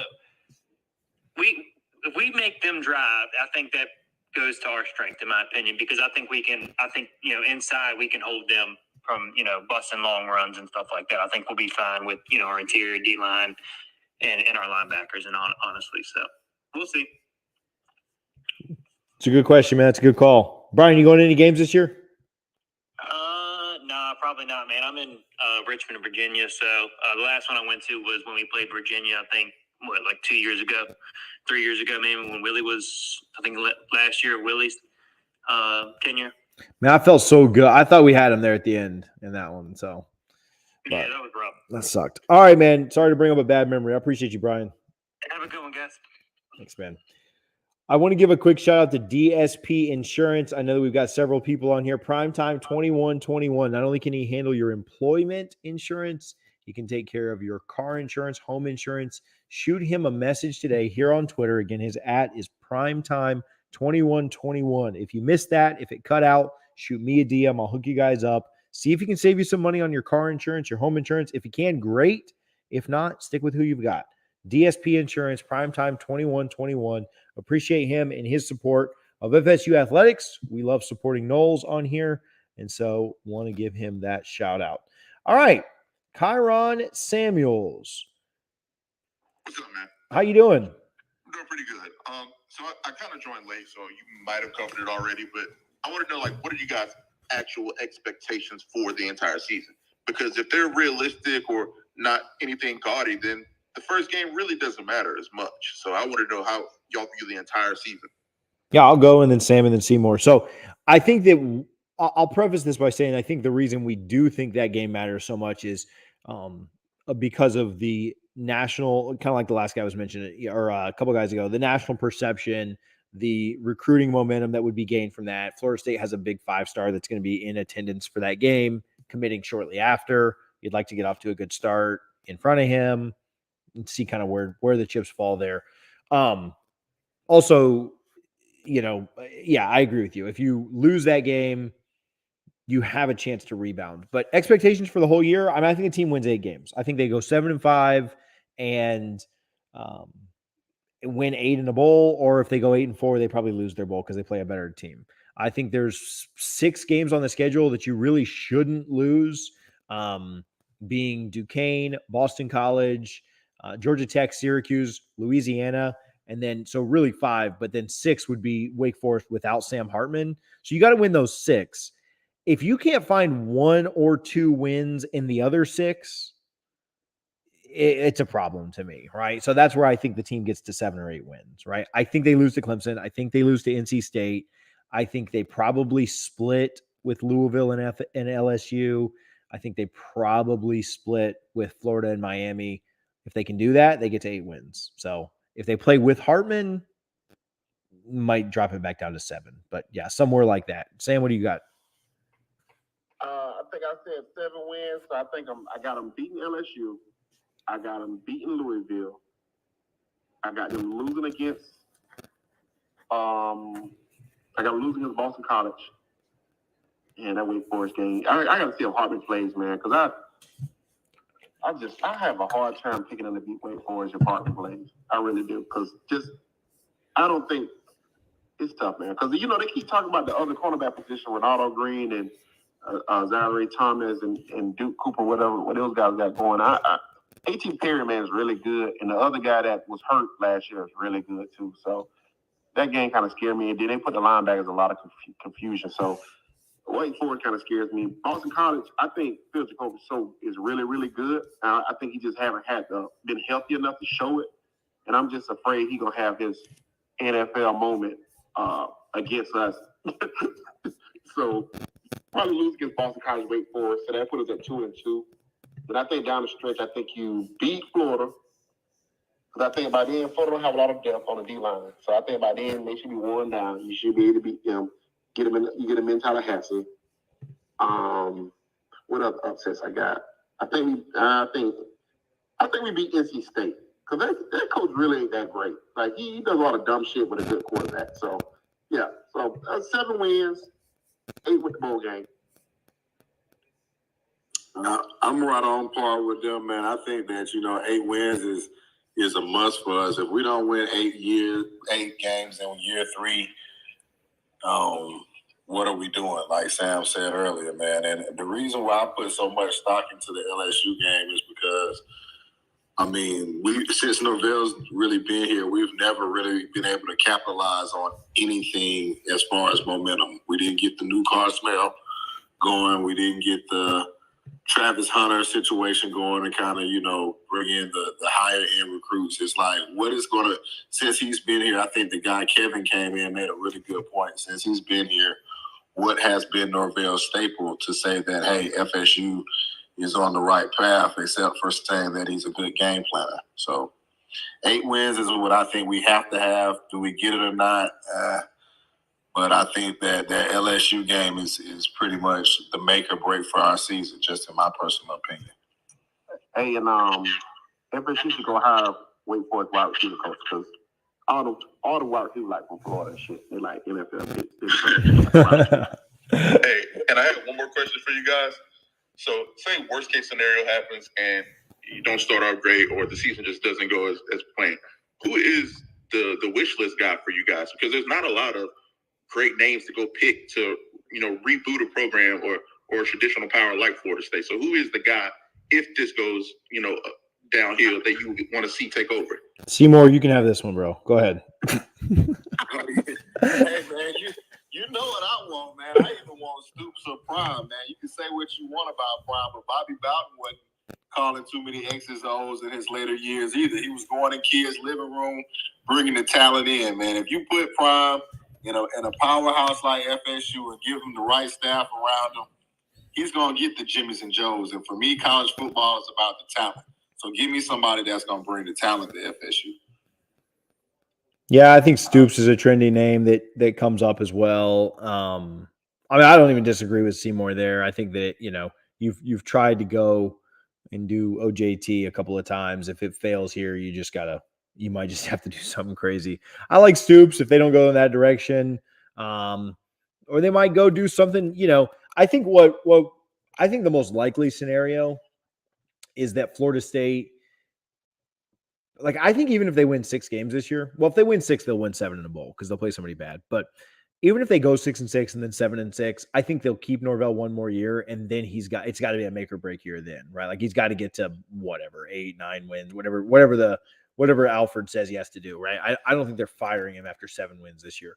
And so then at that point, I think you probably go try and make a hire like a Billy Napier, right? Like, I know you're not going to hire, but a hire like that, a guy that's had a lot of success like that, maybe he's part of a. Say Billy Napier?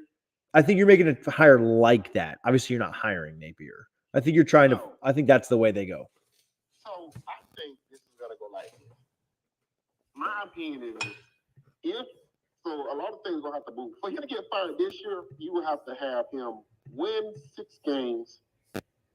And you have to have like an announcement that the ACC is breaking up. We're going to be in like the SEC or the Big Ten, right? So we have to like win 6 games and then we have to go to another conference, right? Because then you'd be flush with enough money at that point to realistically like go look at somebody like, in my opinion, Jump On would be a guy I would look at. You can afford a buyout at Purdue at that point. Stoops would be the first call you make, right? But I do think if you look at Matt Rule, that guy's going to get fired with Carolina Panthers. So if you really got to do it on a cheap, if you really want to say I want to do it on a cheap, he got some recruiters, he got some guys with that staff in Carolina that's coaching the SEC. Probably can hire Matt Rule, and You think they? get you a good coach. Do you think they'd kick the tires on Hugh Freeze? No. Hell no. Come on, man. I don't think so either. The only reason I say no is because Florida State hates like any type of like scandal. Like they just like He's saved now, bro. He's at Liberty. Nah, bro. But soon as you come to Tallahassee, you know that shit's coming. Like you know how that shit goes. So, and Florida State don't deal with that shit well. Like most teams in the SEC, they don't even acknowledge none of that shit. They're like, "No, we're just playing football. Who was raping who? What? We don't know nothing about it." You know what I'm saying? So I think it'd look like Stoops, Rule, Matt Rule. I just don't think they'd ever hire Prime, man, because you can't control them. They're not gonna hire somebody they can't control. You know what I'm saying? Like he's not gonna come to booster meetings if he don't want to do it. He's not gonna do the shit they want him to do. You know what I'm saying? And he got a huge megaphone, so anytime he want to call out some shit, he's gonna call it out because he's not afraid of not being employed. So they would never hire Deion, in my opinion. That's my opinion. But I would love to hire Deion, but it's some other rumors about him getting an ACC job. He's going to Georgia Tech. Let's put it out here. The rumor is he's going to Tech. Now, if he's at Tech for 2 years and then we part ways and he's done pretty well, Sam, do you think they kick the tires then? Man, they would have to, right? I mean, I think he went so. to Georgia Tech and had 2 good years at Georgia Tech. You have to do it. I mean, they would have to. They would be begging at that point, though. Because he wouldn't be in a rush to move. I mean, why would he move? Like, he can go to Georgia Tech, win 7 to 8 games every year, and they'll be perfectly happy with that. Yeah, but you win 8 games at Georgia Tech. You come here winning 10 easy. Yeah, I mean, with the staff, with the guys he got, and I told Ingram this, because me and Ingram talked about it on the phone. I was like, I don't think he'll mind me telling you, but he was asking me about Dion. I was like, you gotta check one more box for me before I say hire him at Florida State.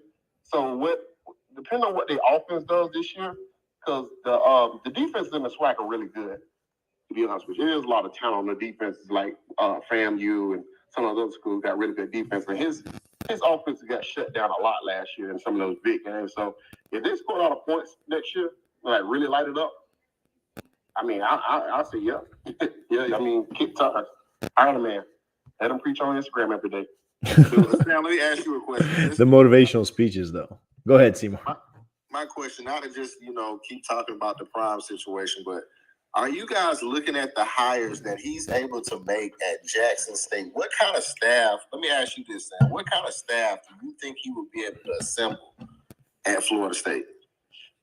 It'll be a good staff, man, because he'll probably dip back into the NFL and get like some younger guys in the NFL that's been coaching the NFL for like 10 or 15 years. You know what I'm saying? Like guys he came up with. Because the defensive coordinator that he has now was Antonio Cromartie's defensive back coach. You know what I'm saying? Exactly. So he would be able to get, I think he would put together a really good staff. I think that, man, I don't know. The only problem with Prime is him and the boosters are never going to get along. You see what I'm saying? Like, that's just never going to be, he's not going to shake hands and kiss babies and shit if he don't want to do it. You know what I'm saying? Thanks, but he's going to bring that check. Yeah, he'll bring the check, and that'll be another part, because he will wield more power in that building than anybody else. And who does that sound like? Who had more power at Florida State than anybody else? Bobby. And Jimbo. I think Jimbo did too. Yeah, Jimbo with a lot of power too. Yeah. He did. So if it sounds like the same, this is the argument that I don't think Yeah, but I think Sam's right though. Like Jimbo and Bobby were like kissing butt. They were doing all those things you got to do, But Prime might do those things. I won't even agree with Sam all the way. Like Prime might do those things. He just might not. I'm telling you, TJ, he's not. I mean, he would do some, like, if it's about the player, he's all for the play.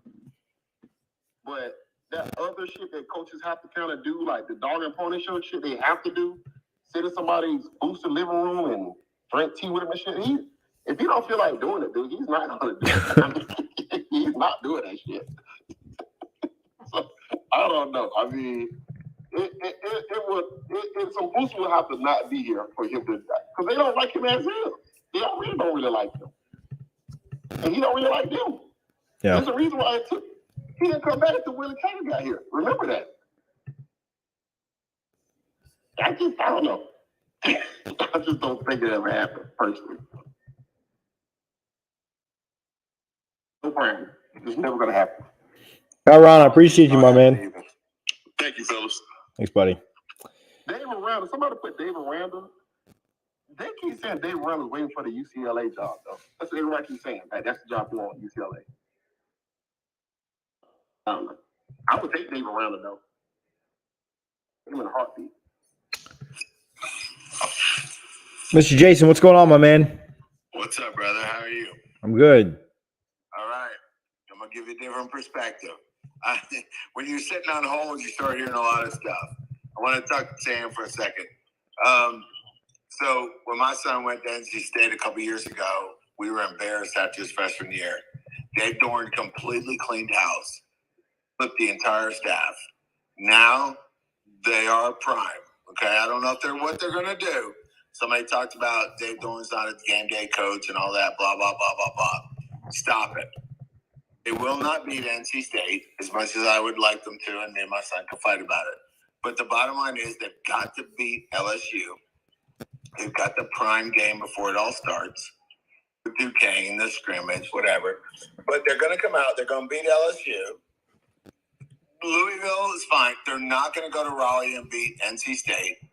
But they will come out in a bowl. Norvell, I think he's the guy. Only because I think he's got the organization. The whole prime thing, I get it. I'd love to see him there. I was at school when Dion was there. I love him. I was on the track team when Dion was there. I get it. I would love to see him.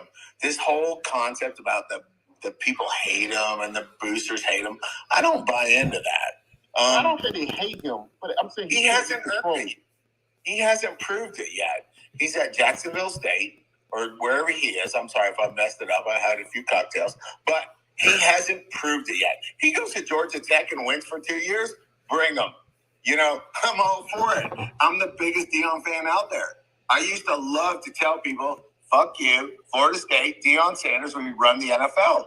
Trust me, I'm the biggest Deion fan out there. But he needs to prove it. Let me ask you a question.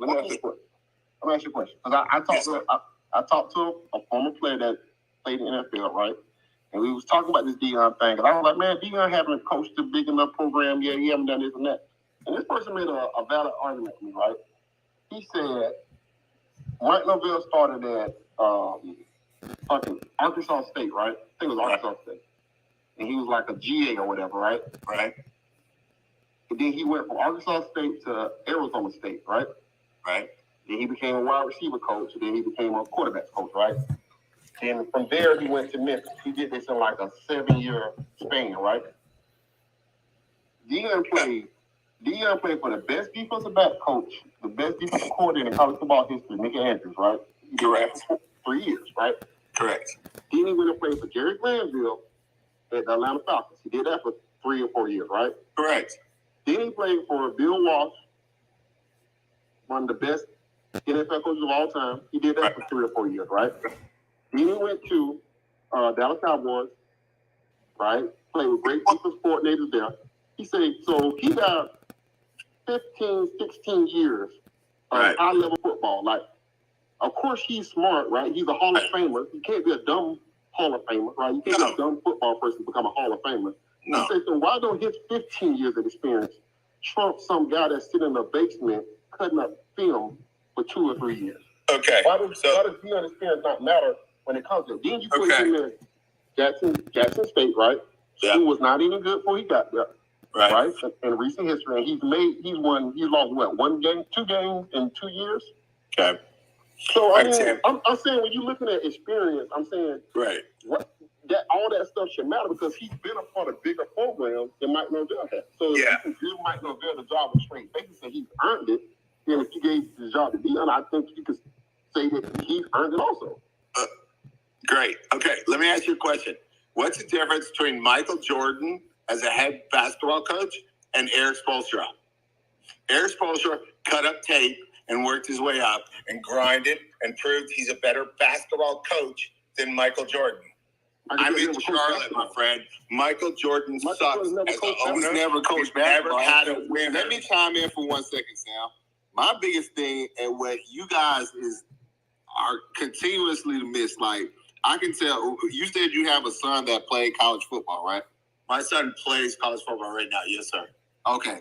So that means you've been a part of the recruiting process, right? Absolutely. Yes, sir. All right. So for me, I've watched so much college football all my life, and the X's and O's are great. They are fucking great. But big games are won by the players. Absolutely. Not by the coaches. Absolutely. And when I was little, I had an uncle that was recruited by Florida State, and Bobby Bowden came to my auntie's house. And when he came to that house, the whole fucking neighborhood sat right out there in the yard while Bobby Bowden was in the living room talking to my auntie during that recruiting process. So the point that I make all the time that people don't realize is that Deion is a fucking walking brand. If Deion comes and sits in your living room, which he's showing right now, he's bringing kids to Jackson State Travis Hunter has no. Well, him and Barstool Sports. Let's not forget that. Well, that's coming with him. Yeah, that's fine. Listen, y'all are getting me wrong. I would love Deion Sanders to be our head football coach. Don't get me wrong. But I'm saying don't sell Mike Norvell short. Don't sell the process. Don't sell building the program. What are you saying? Norvell's building the. Hey, Get him out of here. so I got a question. I want to move off Prime for just a second and talk to you about NC State. I have NC State winning that game and winning it somewhat comfortably. And we had a YouTube commenter. If you're watching on YouTube, hit the subscribe button real quick or the thumbs up, but hit all that stuff.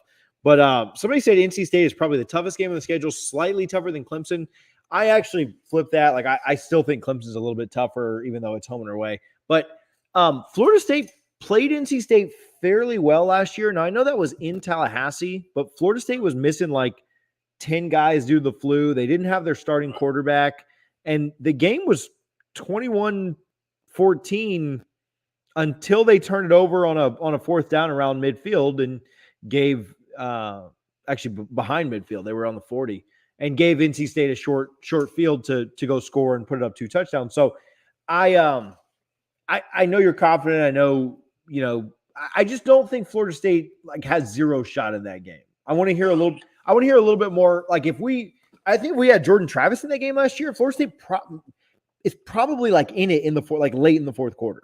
Like they hobbled Mackenzie Milton out there and nearly found their way to stay in it. So I don't know. I think NC State wins, but I don't think this is like a 95-5 type game. You know what I'm saying? Like 5% chance.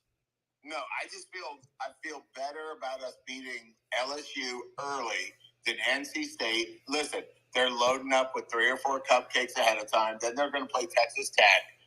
They should go into the ACC play at 4-0. I mean, they are loaded. They have all come back. They've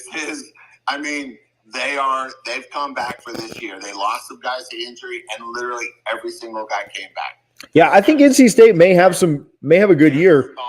They also have to go to Clemson the week before, which I also think helps us a lot. Yes. So and that is their season. Yeah. So I could see a scenario where they lose to Clemson in Death Valley and then come back disappointed. Blah, our season's screwed. We lose to Florida State, then we come back and go, whatever, 2 losses, 10-2, 12, 11-2, whatever. So, yes, there is that potential of Clemson beating them up. Maybe Clemson knocks Devin Leary out. So I'm not saying it's a guarantee. They don't have depth at quarterback. If Leary's gone, it's over. Bailey Hogman proved that a couple years ago. If Devin Leary's gone, it's over. The NC State does not have the depth at quarterback. But beyond that, it's going to be a great game. It's going to be a good season. I think Florida State makes a bowl game. I think Norvell comes back. I think he signs a top 20 class, and I think it continues. I love Deion Sanders. I'll take him any day. But I do think Norvell's going to get a second contract. That's just my opinion. Yeah, they do love Norvell, so you're probably right. Jason, I appreciate you, but I think I don't know. I'm getting hung up on the NC State thing, and everybody else wants to talk Deion versus Norvell. But if Florida State beats Louisville, if Florida State goes on the road and beats Louisville, and goes on the road and beats LSU, I'm not saying we beat NC State, but there's no reason to think that Florida State can't go in that game and compete. Like that's my big takeaway. I think I agree. If we go on the road and beat LSU, and then go on a Friday night in Papa John's Stadium and beat Louisville, we shouldn't lose to another ACC team except Clemson. All right, I'm going to do one more caller and get out of here, boys. This has been a marathon. This has been 2 hours. What do you guys got me going here? Ori Boy. That's just kind of a cool name. Why Pack Y? What's up, guys? What's going on, my man? It's Why Pack Y because you should know why. Every time we get to the playoffs, we always choke. Oh, I thought you were talking about like putting somebody in a pack or a pack of cigarettes or something. I didn't know what that meant. Yeah, that makes sense. Yeah. Going back to the whole NC State thing, I see you were trying to talk about it. To be honest, I see us beating LSU. I see us beating Duquesne, of course. Louisville. Who else we play? Boston College. Wait, I honestly see us going to NC State undefeated. I think it could be a ranked matchup. Primetime, ESPN. What is it, a 3:30 kickoff? Time hasn't been set yet. No, if we're undefeated, that's going to be a night game for sure. I mean, unless NC State just gets blown out by Clemson the week before or whatever. But yeah, I honestly think that there's a good chance of going to that game 4-1. But yeah, you go into that game undefeated, and that game's going to be massive. And there's no reason. Florida State starts the year 5-0. There's no reason to think that they can't beat NC State, right? I'm not saying they definitely do. I agree with everybody. If we beat LSU, there's no reason you shouldn't lose another game until you get to NC State. Yeah, I agree with that. Yeah, I don't think we're going to beat NC State. Hate to say that. I just think they have too much depth, and especially since we're going to be in shithole Raleigh, that fucking town. We just always can't find a way to win when that stadium's packed. Going back to the Packers, though, do you think that I saw they're having some split practice with the Saints? Do you think Jameis was able to teach Aaron Rodgers a couple things? Maybe he'll be a little bit better in the playoffs. He could, man. You never know. I mean, the man won a Heisman Trophy, national champion, undefeated. You would think you could show him a couple pointers or two, you know? James, I don't know if you guys know this. My favorite NFL stat of all time. Actually, I've got two favorite NFL stats of all time. Jameis Winston has the highest playoff QB rating of all time. My second favorite stat of all time is that for the last 6 seasons, Jameis Winston's last pass of the season is a touchdown. You know what's crazy, TJ? I'm a Jaguar fan, and Blake Bortles got stats like that too. Crazy. Like he's not lying either, for real. Bortles was that guy, man. Hey, let me just ask you a question. In last year's NC State game, didn't Mackenzie Milton play a bunch of snaps in that game? All of them. He had that crazy runaround play where he hit Helton in the end zone on like a freaking hope pass. That thing was crazy, bro. I was sitting in the stands like, how is this dude even walking right now? Much less running. Dude had balls of steel, man. And TJ was right. We were in that game late. Yeah, we went for it on a 4th and 4 from our own 40 with 8 minutes to go. And I have no problem with that call. I think your defense had held them all day. They only had 21 points. And so then, NC State, you lose that and, the winds go out of the sail. NC State goes down and scores pretty quickly, makes it a 2-score game, and it's over. But, yeah. If I'm not mistaken anyway, I'm pretty sure one of their touchdowns was like a blown coverage. Dude was running wide. Early in the game, yep. Yeah, I don't even really count. One play, 62 yards. Yeah. Yeah. It was probably against Brownlee because I was picking on him earlier, so might as well just say it was against him, and that stuff ain't going to happen this year. No. Of course not. I'm going to go back and watch who it was against, though, and I'll tell you guys, though. So, Ori boy. I'm sure it was him. We used to open up every game with a blown coverage one touchdown. Bro, every time. Look, I'm going to actually pull this up now. Penix. Notre Dame, too. Michael Mayer, like second play of the game. Yeah, wide ass open. Yeah. I remember sitting up in the press box for that and just thinking, like, this is not going to go the way we want it to. Fortunately, they fought back in that game, but sitting there thinking. Hey, I was trying to say earlier, too, about y'all's little coaching search. I mean, the only obvious answer would be Dave Aranda. I mean, if the man can win a Big 12 championship in Rapeville, USA, the sky's the limit here. Yeah, I heard he's a West Coast guy, though. You don't really. Yeah, I heard that same thing too. Yeah, everybody don't want to coach in the grinder of the South. You know what I'm saying? It's a real grinder down here. Oh, it's tough, man. Yeah. The South ain't no joke. Yeah, man. It's tough. Lane Kiffin's finding that out. Yeah, he complains every day about recruiting. Yeah, well, he hates recruiting, so. Yeah, of course. He's cool. Dan Mullen hates recruiting. That was on Jerry and not Brownlee. So I'll take my Brownlee slander back But I hear Jerry's getting better, so it still ain't going to happen. He picked Sam Howell off, so we'll take that. But then again, McCall picked Sam Howell off in a little 7-on-7 tournament, so. Bro, I can pick Sam Howell off. So, Ori boy, I appreciate you, my man. Yes, sir. Go Noles. Go Noles. Let's see here. All right, I got one more person requested, so I'll get one more person in here and we'll get out of here. Shout out Gramco, thegramco.com, TJ25 at checkout, save you 25%. Garnetandgold.com, spaces 15, save you 15%. And Primetime 2121 will save you money on car insurance, homeowners insurance. If you have employees that you need insurance for, he'll take care of you as well. Shoot a DM to my guy here on Twitter, Tony Perez. It's Primetime 2121. You shoot me a message and I'll hook us up as well. Chris, what's going on, bub? Hey, the Kush is big, the bourbon's big. My out man. here in Indiana. But I just have to. Everybody's looking ahead, like past LSU and like all that nonsense. And we messed around and lost a game to Jacksonville State last year. Do you think like there's a possibility, like everybody, including the team, is like, oh, Duquesne is this like warm up game, and we're gonna whoop their ass, and we're gonna go into LSU, want to know, and everything's gonna be great. Like, I feel like I've seen this before, and we've been bitten the ass real hard in the past. So, like, is there No. any worry? Not 1%, bro. Like, take all the worry out of your heart. Like, I'm doing a same day trip to Tallahassee that day and taking my 4-year-old daughter. Like that. Yeah, you might have to fire the Osceola at that point, bro. Like, just get him out of here, bro. Like, but they're not. Like, I tweeted like a day or two ago, like this highlight of Duquesne like warming up and stuff. It literally looks like the mini what do you call them? The Pee Wee football team, bro. Like they're like Duquesne would lose to Jackson State by several touchdowns. Like there's not one bit of worry in my heart about this game. Cool. I'm glad to hear that. I'm just, like I feel like as Florida State fans, we get real hyped about like, oh well, this team ain't shit. Like we're gonna be able to beat them, no problem.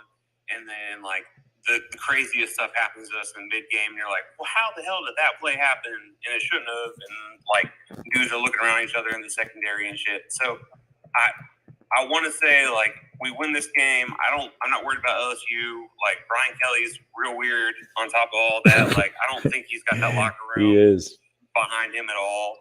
I honestly don't. Like my best friend is a Notre Dame fan. He's like, Brian Kelly's gonna suck down there for at least 2 or 3 seasons. He doesn't have the personnel to run his offense and shit. So if we can get past that, and then like Louisville on a Friday, like I've been there.